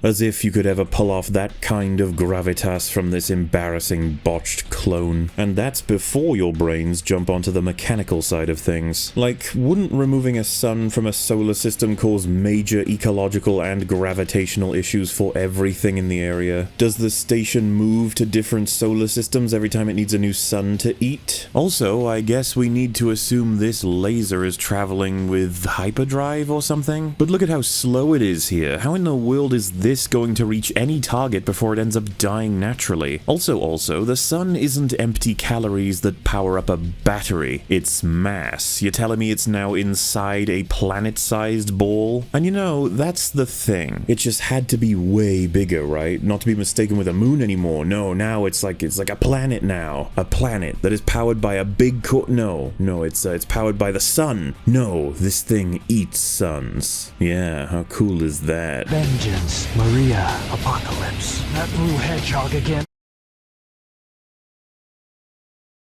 I was at the Disneyland presentation, and there were grown men crying in the theater.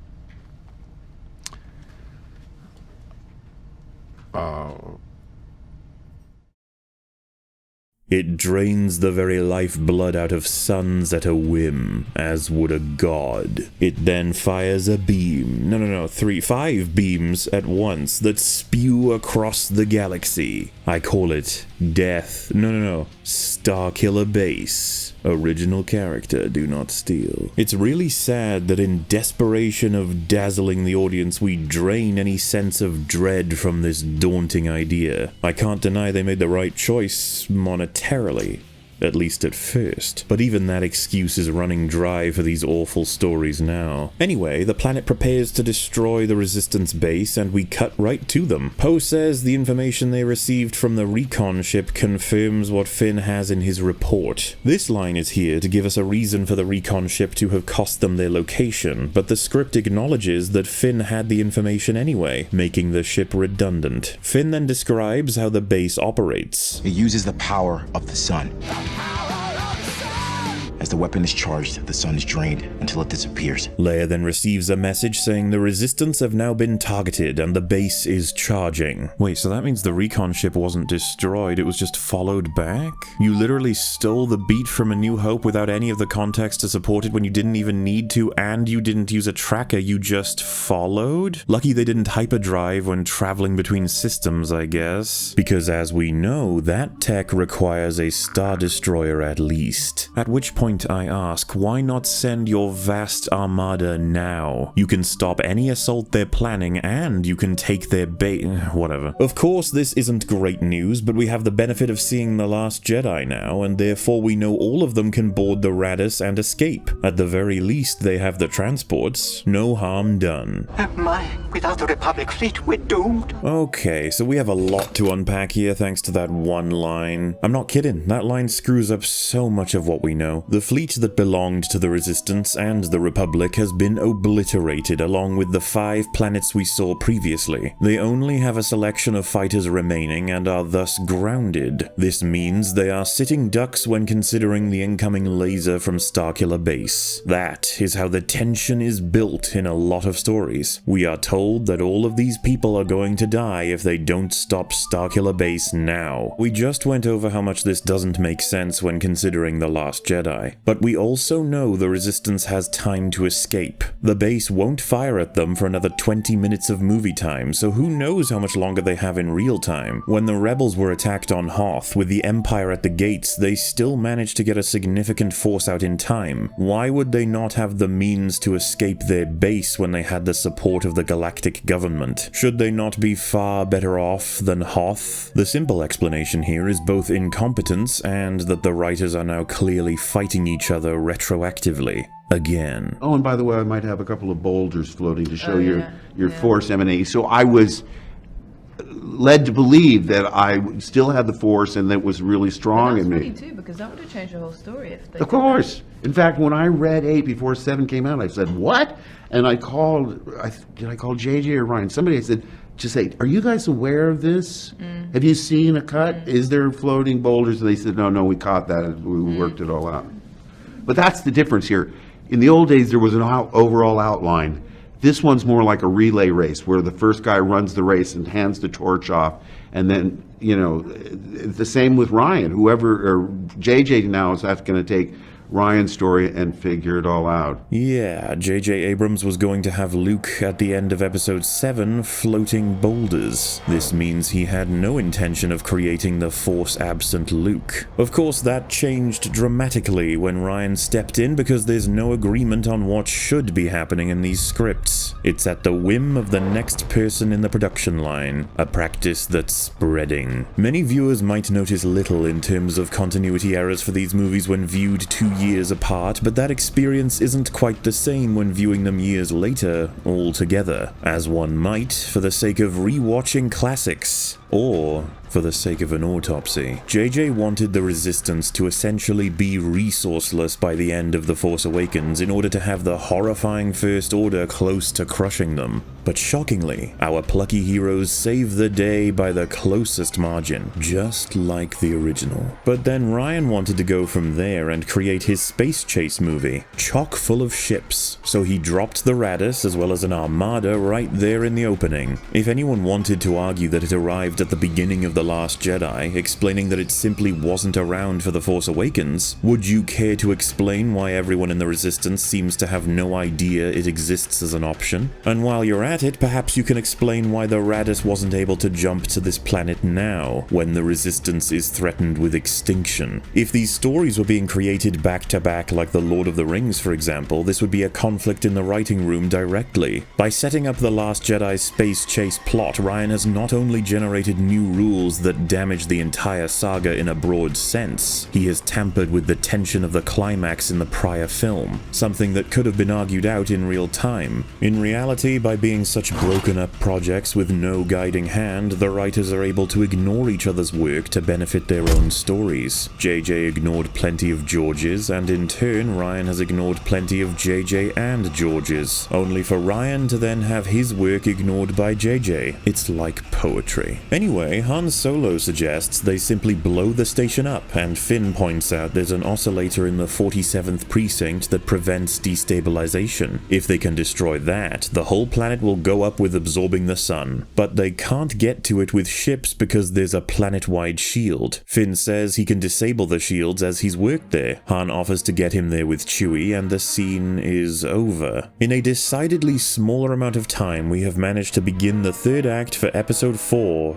again. And with just enough rudimentary explanation, we now get to have some action scenes along with it. We then see Poe and crew setting up their X-Wings for battle, and Finn gives a goodbye to Poe. Han and Leia share that they've missed each other, and that they had a lot of good moments. This is performed like a goodbye for his character, which is suitable considering this is the last time these two will share a scene. But then you realize just how many resources have been squandered and what these two could be discussing. The sheer amount of unresolved, unspoken drama and history bleeding from these scenes is palpable. Leia tells Han to bring Ben home. We then see Kylo is told that Rey is still missing on the base, and he's worried that the longer they take to find her, the more powerful she will become. Which, let's be honest, Kylo is absolutely right here. Rey's teacher in the trilogy is time itself. The more she has, the more powerful she gets, the more abilities she learns, and the more deadly she becomes. Give her an afternoon and she'll overpower the Emperor.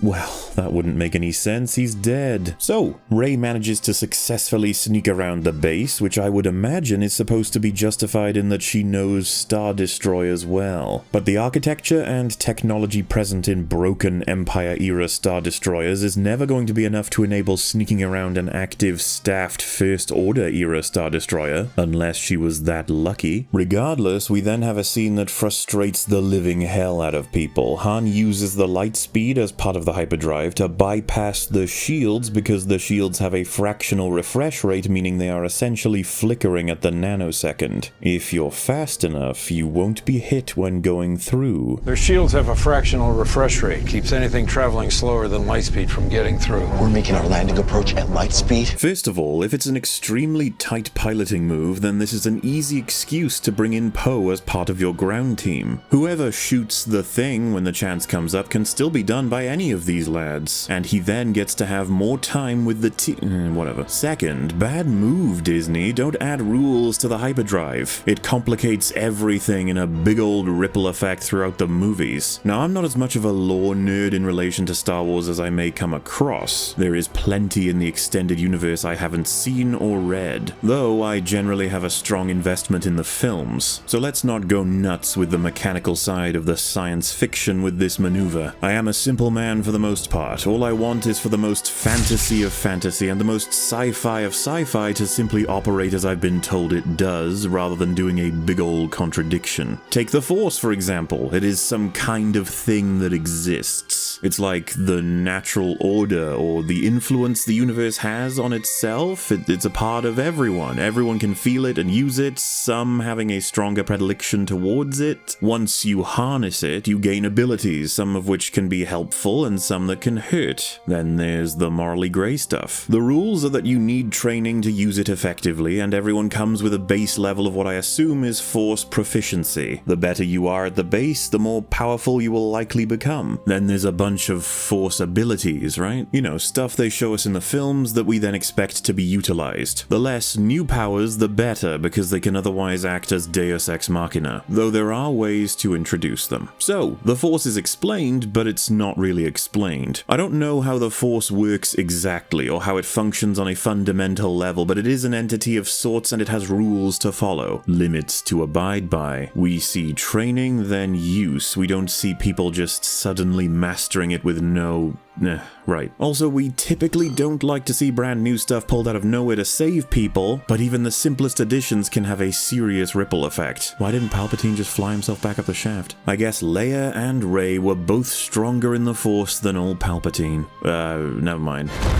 When it comes to hyperdrive, the impression I got from the films that we have seen to this point is that it's fast travel. We need people to get to places fast because space is big. Then we got told it isn't easy and that you have to have a computer nail the coordinates or you can end up going into a planet and essentially kill yourself. From that point, it's used as an escape method or simply travel. It's moving really fast or moving into a slipstream sort of thing. It isn't weaponizable, nor is there any insane maneuver to perform with it. But then they did this, and now there's a rather large number of questions to have answered, even from a layman's perspective. But before we shoot off into the hyperdrive, it's incredibly lucky this shield isn't constant, and the fact that it refreshes implies it could have been a tactic for some time in this universe, only Han seems to be doing this for the first time ever. So, fine. Okay, the idea is that Han is traveling at light speed, and he is going to manually pull the brake as soon as he passes the shield on the planet, but not before getting to the planet. Now that sweet spot is absolutely astronomical by comparison to the ground he is covering via light speed, and yet he nails it. They throw in a mountainside for him to avoid, making it feel dramatic, but how in the world did he manage this? This is probably the most impressive reaction time we have ever seen in Star Wars. As said by the film, he's heading right for the planet and brakes manually in the tiniest of fractions, traveling at light speed. Obviously, the risk completely outweighs the reward, since they aren't even sure of what they can do once they get to the planet. And yet, Han decides this is the best way to do it. Do any of you remember what he used to say about all of this? Without precise calculations, we'd fly right through a star, bounce too close to a supernova, and then it ended your trip real quick, wouldn't it? You see, not only is this move absurd, but Han is not the person to have done this. He's the guy who would have said it's nonsense and suicide. You can't be reckless with hyperdrive or it gets you killed, and yet he fires himself right into a planet and pulls out in the last nanosecond.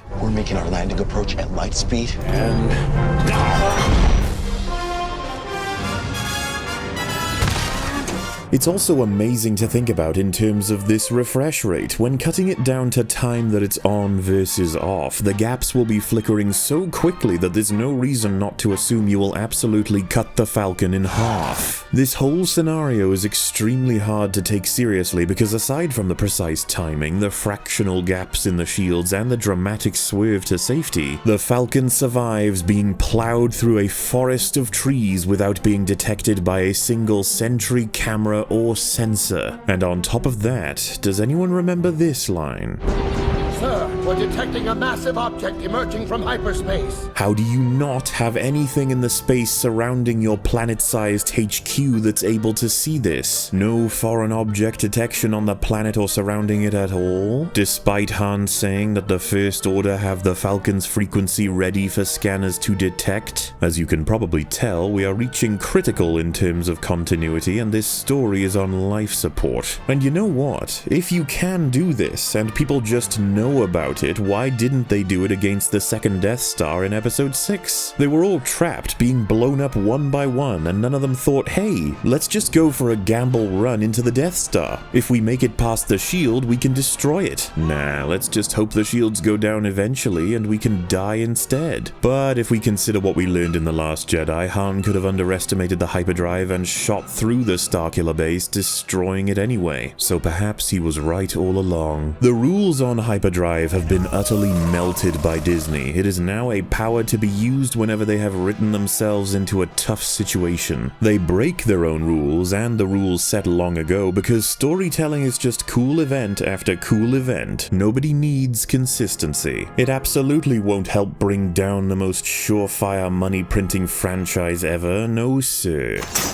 Not only do these new rules cause problems for the past film's integrity, but it will provide innumerable issues for the future. Planetary shields can be bypassed by hyperdrive, and Star Destroyers can't even match a singular droid-controlled X-Wing. It is hard to make new things with existing rules, but it's not impossible. It requires creativity. As long as you have the time, you should write a few drafts and really get your ideas tempered by trusted friends and creatives out there. Not to mention getting refreshes on the content you are using as a foundation. The fact is that the hyperdrive seemed pretty insane from the get-go, and keeping it simple as a form of fast travel manages to maintain the Star Wars universe as a massive number of systems that could be traveled between with haste, with escape scenes generating plenty of tension and payoff. Now, considering the two newest additions to the mainline episodes and how they traveled through a creature, including partway of a hangar here, we are dealing with a huge number of conflicting new rules that will put almost every story involving hyperdrive in jeopardy. And so, why would an audience member be invested when we have to accept that there is no structure and anything is possible? There cannot be stakes. And so, by solving yet another problem in their script, they have crippled many portions of what came before and what's on the way. So, the troopers are still looking for Rey, and Kylo can feel the arrival of Han Solo. I figured it was Force users who could detect other Force users, but I suppose it's about who is meaningful to you. We then find out that Finn has only worked sanitation in his time on Starkiller Base. This is of course extremely shocking to Han because it means Finn will not have any kind of intimate knowledge that will help them lower the shields. You would think that someone might have asked what his job was prior to engaging this mission. Someone may have asked for details, but more importantly, you would have thought that someone would have asked how the shields are turned off. Why must you make the charming rogue an elderly moron? The confirmation of Finn's history as a janitor means only one thing. Finn was in the team that assaulted the village to view the horrors of war, changing his life and putting him on the path to becoming a hero of the Resistance, and he was working on Kylo's Star Destroyer that allowed him access to a captured Poe. On top of that, Finn happened to work on the Supremacy, enabling his knowledge of its tracking systems for the future, well, his intermittent knowledge. Also, he is a literal space janitor for some distant weaponized planet. Why all of this? Well, because every writer had a different job for Finn to fill. None of them actually cared about his character or his journey, as we and John Boyega are more than well aware of. The sad fact is that this writing spaghetti may have solely been in favor of creating a joke. To make Finn useless in this environment would mean Han asks Finn what the plan is, and Finn says, "We'll figure it out.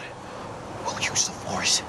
That's not how the Force works. And I think the joke works well here. It's a funny thing to hear Han say, since he obviously came around in terms of his perspective on the Force, and he's the one telling someone how it works. Though it's lame that the joke had to come from a place that adds more layers of inconsistency to Finn's character, as well as being an almost meta joke against the writers of the Disney Star Wars films.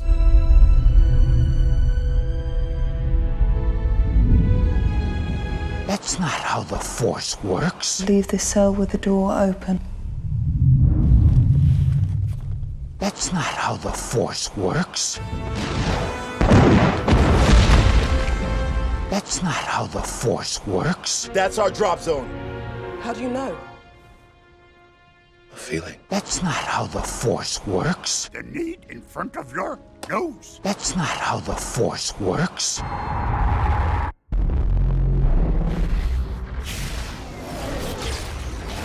That's not how the Force works. Still, it is a strong representation of just how much Finn has come to care about Rey. He has committed to this mission for her with no plan at all. Hux then asks when the weapon will be charged, and we discover the heroes have only 10 minutes remaining.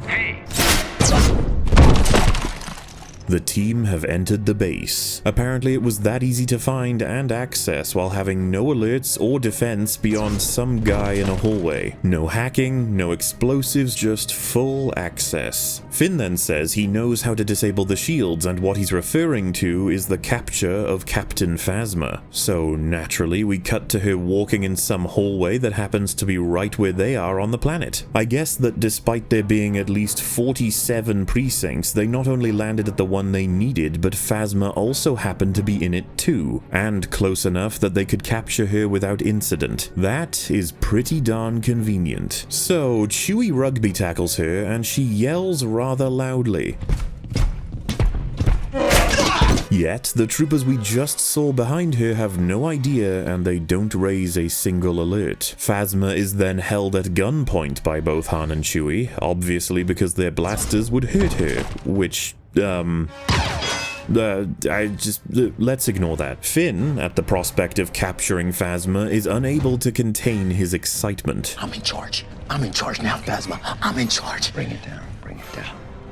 Follow me. These jokes are gonna work for you or they won't. For me, I guess I appreciate the idea, but again, Finn was tortured mentally and physically by his upbringing in the First Order, and this woman is that oppression personified. He's acting like a professional clown. It's hard for me to separate that as a whole. Rey is then seen still escaping and narrowly avoiding enemy troopers. She ends up in some kind of holding or storage device that takes her through to another end of the hangar, and again, you can connect her knowledge of that with her spelunking in Old Empire technology, though it's still a small stretch being that this is active. You'd think there may be sensors, security, or even operations that she is just unaware of. Anyway, Han and Finn need to lower the shields, and thus they take the captured captain to some control panel that allows her to do just that. No individual witnesses or confirmation is required. The entire planet's shielding is now down. On top of that, it's not something Hux can fix or prevent from the control center of the entire base. That's one of them enormous, multifaceted holes in the script that allows everything to happen. Captain Phasma has a high enough rank to do this in the first place, apparently. No alert is raised, no silent alarms, no confirmation. They don't even take her helmet off despite it being protective gear, and it is what she would obviously use to communicate with other troopers. More importantly though, Phasma doesn't try anything beyond actually deactivating the shields, and the dialogue woefully reinforces why. Need to blast that bucket off your head?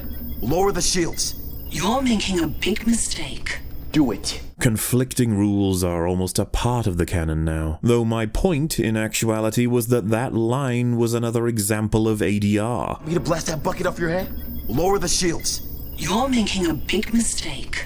Do it. Again, I have no problem with ADR, but the quality of the audio is slightly different to when Finn speaks in the actual scene, and they make sure not to show Finn's face as he says the line. This means they very likely added the line in to tell the audience once again Phasma is doing this because she's having her life threatened by a blaster. They made a conscious effort to say her armor is useless, and, well, someone else didn't really care. Regardless, Phasma lowers the shields with no fuss whatsoever, and then she is made a joke. They toss her down the trash compactor. And as a consequence, we are forced to judge her or interact with her and form a relationship on her character and due to her actions. It seemed to me Phasma shouldn't be lowering the shields at all. She should be dying before even considering doing that. As a stalwart member of the First Order, it seems a lot of them are ride or die. But apparently this is her character. She is cowardly. There is no support of this in her demeanor or her dialogue, and they sell her as threatening in the promotional material despite her placating to opposition at a moment's notice. They attempted to double down on this in The Last Jedi, but that of course didn't make it into the final cut. You shut down Starkiller shields.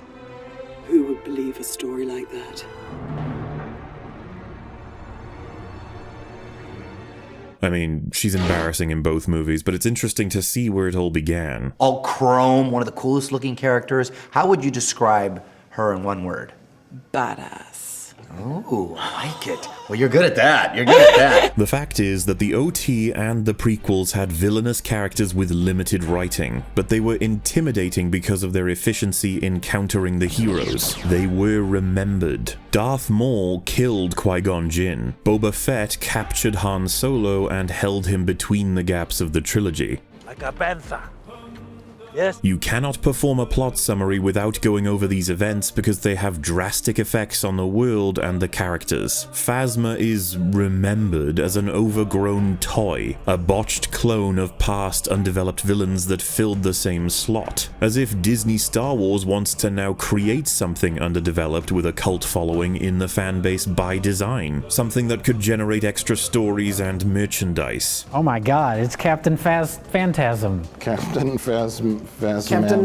Captain Advertisement. But yes, Phasma is unable to do anything and is forced down the garbage chute. You would think she'd have some kind of comms device, but nope, she's out. First, J.J. Abrams said you killed this role.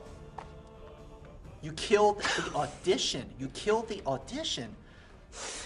Is that true? What a shame that is for so much potential. Captain Phasma, although her role in the film is pushed to the side, she's not in this film very much, but when her design looks amazing, and I'm sure she's going to factor in to episode 8 and 9. Everyone made a big deal about Captain Razmataz, but Captain Razmataz didn't do anything in this movie. And who knows? Maybe the new stuff that should have gotten more attention in this film will get attention in the next film. They built up Phasma. They're like, oh my god, we got Brienne of Tarth, and she did nothing. And then she just gave away the shields like nothing. And I guess we'll learn more about her. How about Captain Phasma? I like the idea of Phasma. I want to know more of her backstory. I want to know, is she actually a badass, or is she just a normal lieutenant or leader of her battalion?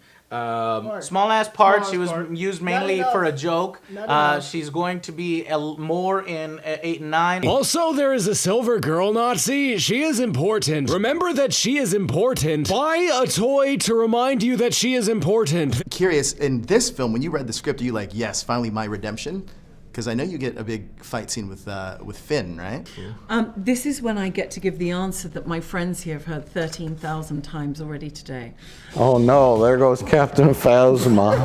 Oh no, oh no. Gwendolyn, just how did the First Order's best leader get tossed in a trash compactor by Finn?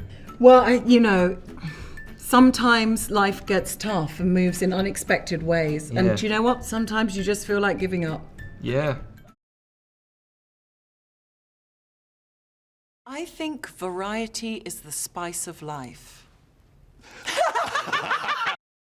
So, the shields are down planet-wide, and Han has been detected by Kylo, and there's still no alert out yet, nor did Kylo request his men to pay close attention to the instruments regarding the planet's shielding or weaponry systems. This script has so little time to develop and explain that everything is falling apart. They are clearly opting in favor of reaching a series of emotional payoffs that have been waiting in the wings for some time, and as a result, we have entered a sort of 5th stage classification of script leprosy. Leia then gives the order for 12 X-Wings to begin their attack on the Starkiller Base. A couple of things here. Why are the forces of the Resistance so humiliatingly small? We saw the Republic got destroyed, yes, but there has been no damage or reduction of the forces outside of these planets, and the idea that they were all there is absurd for a galaxy-wide government. And aside from a small skirmish on Takodana, there has been no damage to the Resistance base or their respective forces in this narrative whatsoever. Which is interesting alongside the fact that they are a faction designed to combat growing Empire-related threats. Why wouldn't they have an entire armada, or at least different ships alongside these X-Wings? Why do the Resistance have no bombers whatsoever? X-Wings have proton torpedoes, but wouldn't you send bomber-class ships to a bombing run of a whole planet? Why is there no capital ship for support and rescue? None of this works in any way imaginable from both factions. Why isn't Kylo's Star Destroyer floating above while he's on this station? Where in the world are the orbital defenses for this planet? Does the First Order not care about the most valuable planet station ever made, doubling up as the most devastating weapon in the history of the entire galaxy being defended? There are no Star Destroyers, no fighters, not even scouts, and their sensors are embarrassing. The only way to understand all of this is to assume that they are trying to recreate the Death Star run from the original film, and they will do anything to get it. The Last Jedi left no time for additional resources or personnel to be contacted or added, because it takes place directly after The Force Awakens. This is understood when combining the continuity of Rey meeting Luke and then speaking to Kylo while he is involved in the space chase that leaves very little time for anything else to happen. Which, to be fair, is something Ryan didn't screw up. The Armada of the First Order should arrive immediately after their superweapon has been compromised, because that doesn't change the fact that they have the location of the base. But this fleet is still the response we see. This is a problem because we are shown a whole squadron of A-Wings, the infamous bombers, and the largest Mon Calamari ship in the history of Star Wars. All of these things would have been massively useful for the destruction of Starkiller Base, and absolutely should have been sent, but they simply didn't exist at this point in the writing room, and so now, when taken as a complete trilogy, it becomes a very large plot hole that actively ruins the tension of The Force Awakens' final act. Though it isn't the only botched thread for this series of unfortunate events. I do want to say, however, it is ill-fated that The Force Awakens doesn't hold up to scrutiny alone, but now it is also forced to defend itself against its own sequel, which in turn will have to defend itself against its own sequel. What a complete disaster. Anyway, moving on, the X-Wings assault the planet and Hux orders the dispatch of all squadrons, which just highlights how many they have at their fingertips that are mysteriously missing when it comes to other areas of the narrative. Hux also fails to request that someone put the shields back up. I find it fascinating that you can hear someone in the background say, "Shields up, shields up." Just take a listen for yourselves. 45, shields up, shields up! So, once again, how didn't they get any kind of instrumental alert or notification that the shields for the entire planet had been removed, and why can't they be re-established from this control center? Hux is sitting in what we have to assume is the headquarters of the entire station, and he has the highest rank on the entire planet. The First Order are beyond inept. So, the Resistance complete a few runs and deal no damage, revealing that it is not as simple as they once thought. If only they had some bombers. They then reaffirm that the sun going down is the signal for time running out. We're going to come back to that. As the large squadron of TIE fighters enters the scene, the dogfighting begins. Meanwhile, Finn, Chewie, and Han decide to assault some kind of control room to try and find Rey as they did in the original. Only they don't need to. They realize she has saved herself already.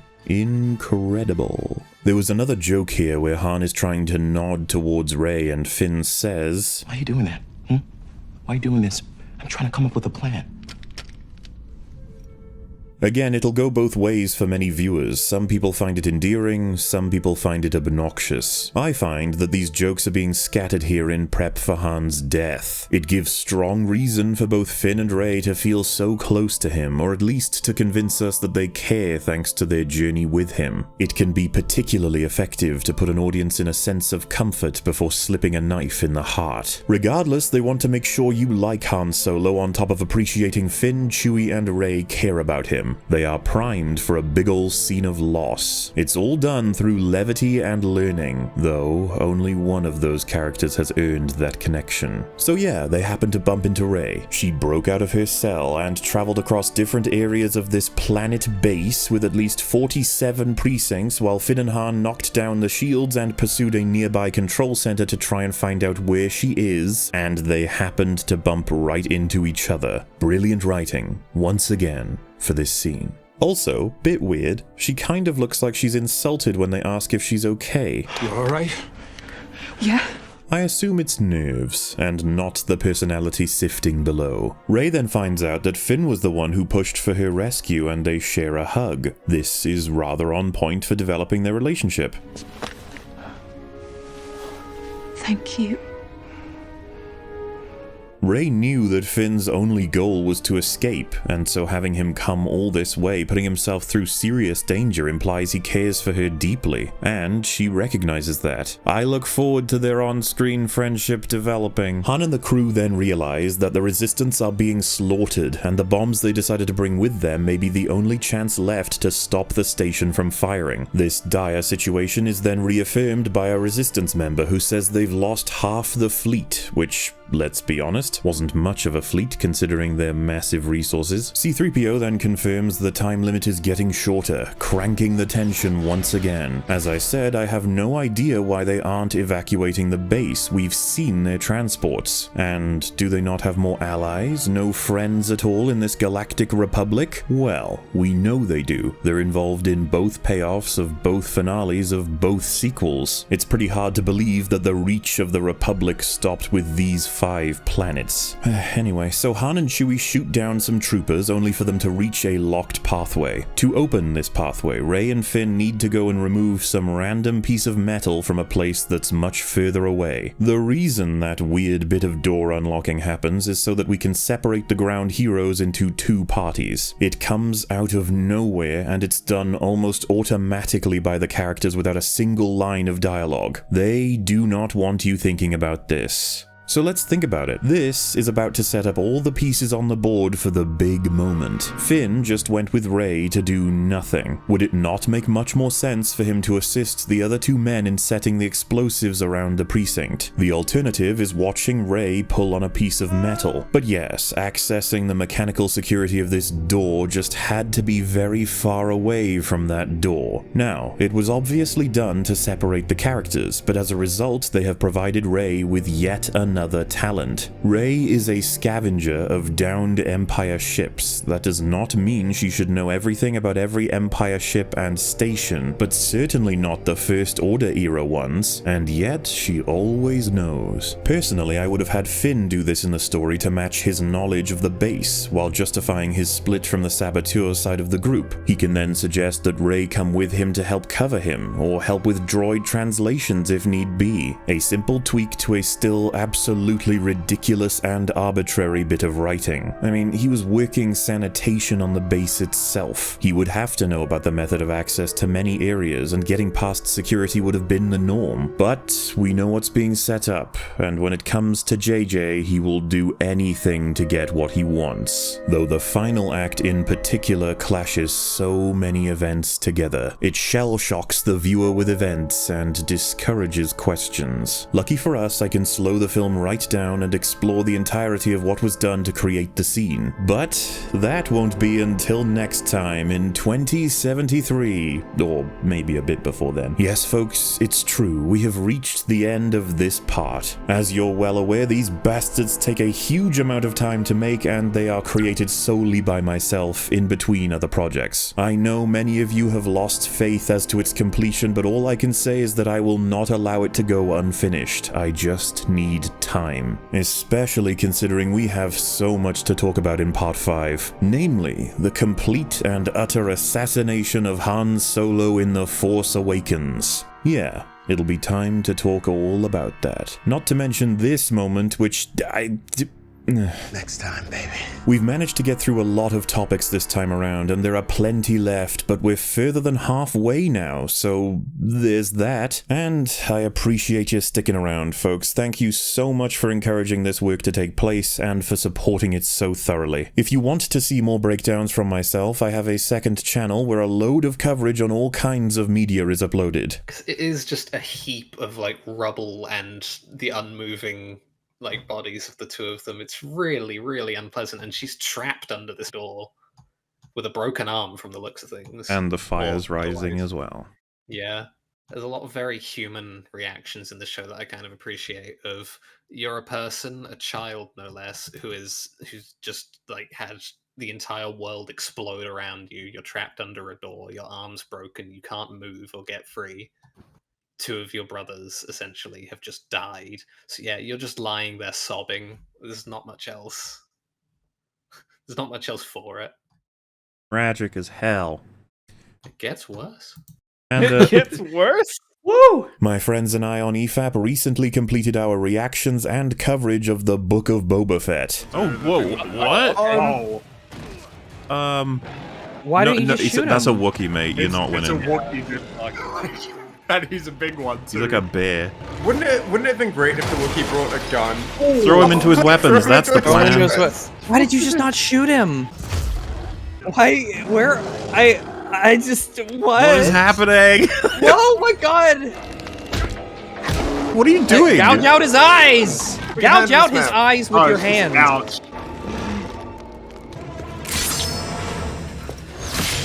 What? Just punch it once. He's the only person who brought a weapon. Oh, come on! None of you have a gun. None of you has a gun. What the f- Why did the Wookiee not have a gun? Oh, there you are. No, There's the Gamorrean guards. Whoa, okay. Where the f were you guys? A Wookiee fighting Gamorreans. Where were That's you? so cool. How come nobody has a gun? Where is he? It What? wouldn't be Did he stop a that with Star his Wars hand? TV show He's gonna go to without the. He's gonna fall in the pit. He's gonna fall in the pit. Oh, it's a vampire Wookiee. Why do these kids Have a gun, just shoot him. Fennec. shoot him with the gun? Oh, there you go. Oh, okay. Oh, it's a gun! No, she used My gun, I'll take my knife, I'll take the throw at him. I got a gun, finally. Nope, lol, it's a knife. A show that really tried to be as disappointing as possible. I can't believe the damage to Luke's character continues, and he's not even here. It just keeps happening. They're so desperate to have Luke Skywalker, and everything they tell us about him is damaging to his character. However, you will be giving in to attachment to those that you love, and forsaking the way of the Jedi. It's worse and worse. If you want to check that out, as well as more from the EFAP crew, please click the link below. To support my channel and the production of these videos directly, consider using the Patreon page. This computer is on its dying legs, and monetary support facilitates more tech, more time, and more talent towards these projects. Alternatively, you can support the channel through Subscribestar and Teespring. Regardless, thank you all so much for watching, and I'll see you next time. I like Kathleen. I always liked her, says Marcia Lucas. She was full of beans. She was really smart and really bright, really wonderful woman. And I liked her husband, Frank. I liked him a lot. I really did. Now that she's running Lucasfilm and making movies, it seems to me that Kathy Kennedy and J.J. Abrams don't have a clue about Star Wars. They don't get it. And J.J. Abrams is writing these stories. When I saw that movie where they kill Han Solo, I was furious. I was furious when they killed Han Solo. Absolutely, positively, there was no rhyme or reason to it. I thought, you don't get the Jedi story. You don't get the magic of Star Wars. You're getting rid of Han Solo, and then at the end of this last one, The Last Jedi, they have Luke disintegrate. They killed Han Solo, they killed Luke Skywalker, and they don't have Princess Leia anymore. And they're spitting out movies every year. And they think it's important to appeal to a woman's audience. So now their main character is this female who's supposed to have Jedi powers, but we don't know how she got Jedi powers or who she is. It sucks. The storylines are terrible. Just terrible. Awful. You can quote me, J.J. Abrams, Kathy Kennedy, talk to me.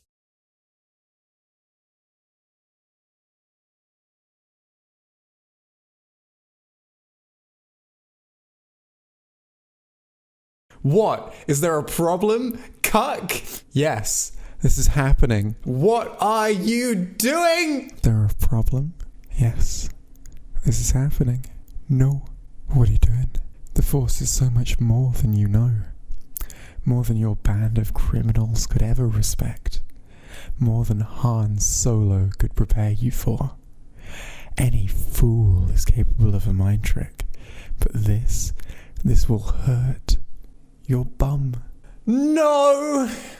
What? Is there a problem? You're going to tell me... Well, no, that's Kylo's line. No. You know, that's also Kylo's line. I'm really good at this. What are you doing? What are you doing? No, that's also Kylo. Fucking hell. No. What? Is there a problem? No. Is there a problem? Yes. This is happening. No. What are you doing? What are you talking about? The Force is so much more than you know. More than your band of criminals could ever respect. More than Han Solo could ever prepare you for. Is there a problem, you little fuckle cuckle clown? No. Kylo, I'd totally suck your dick. The Force is, like, pretty cool. Turn off, you cuck.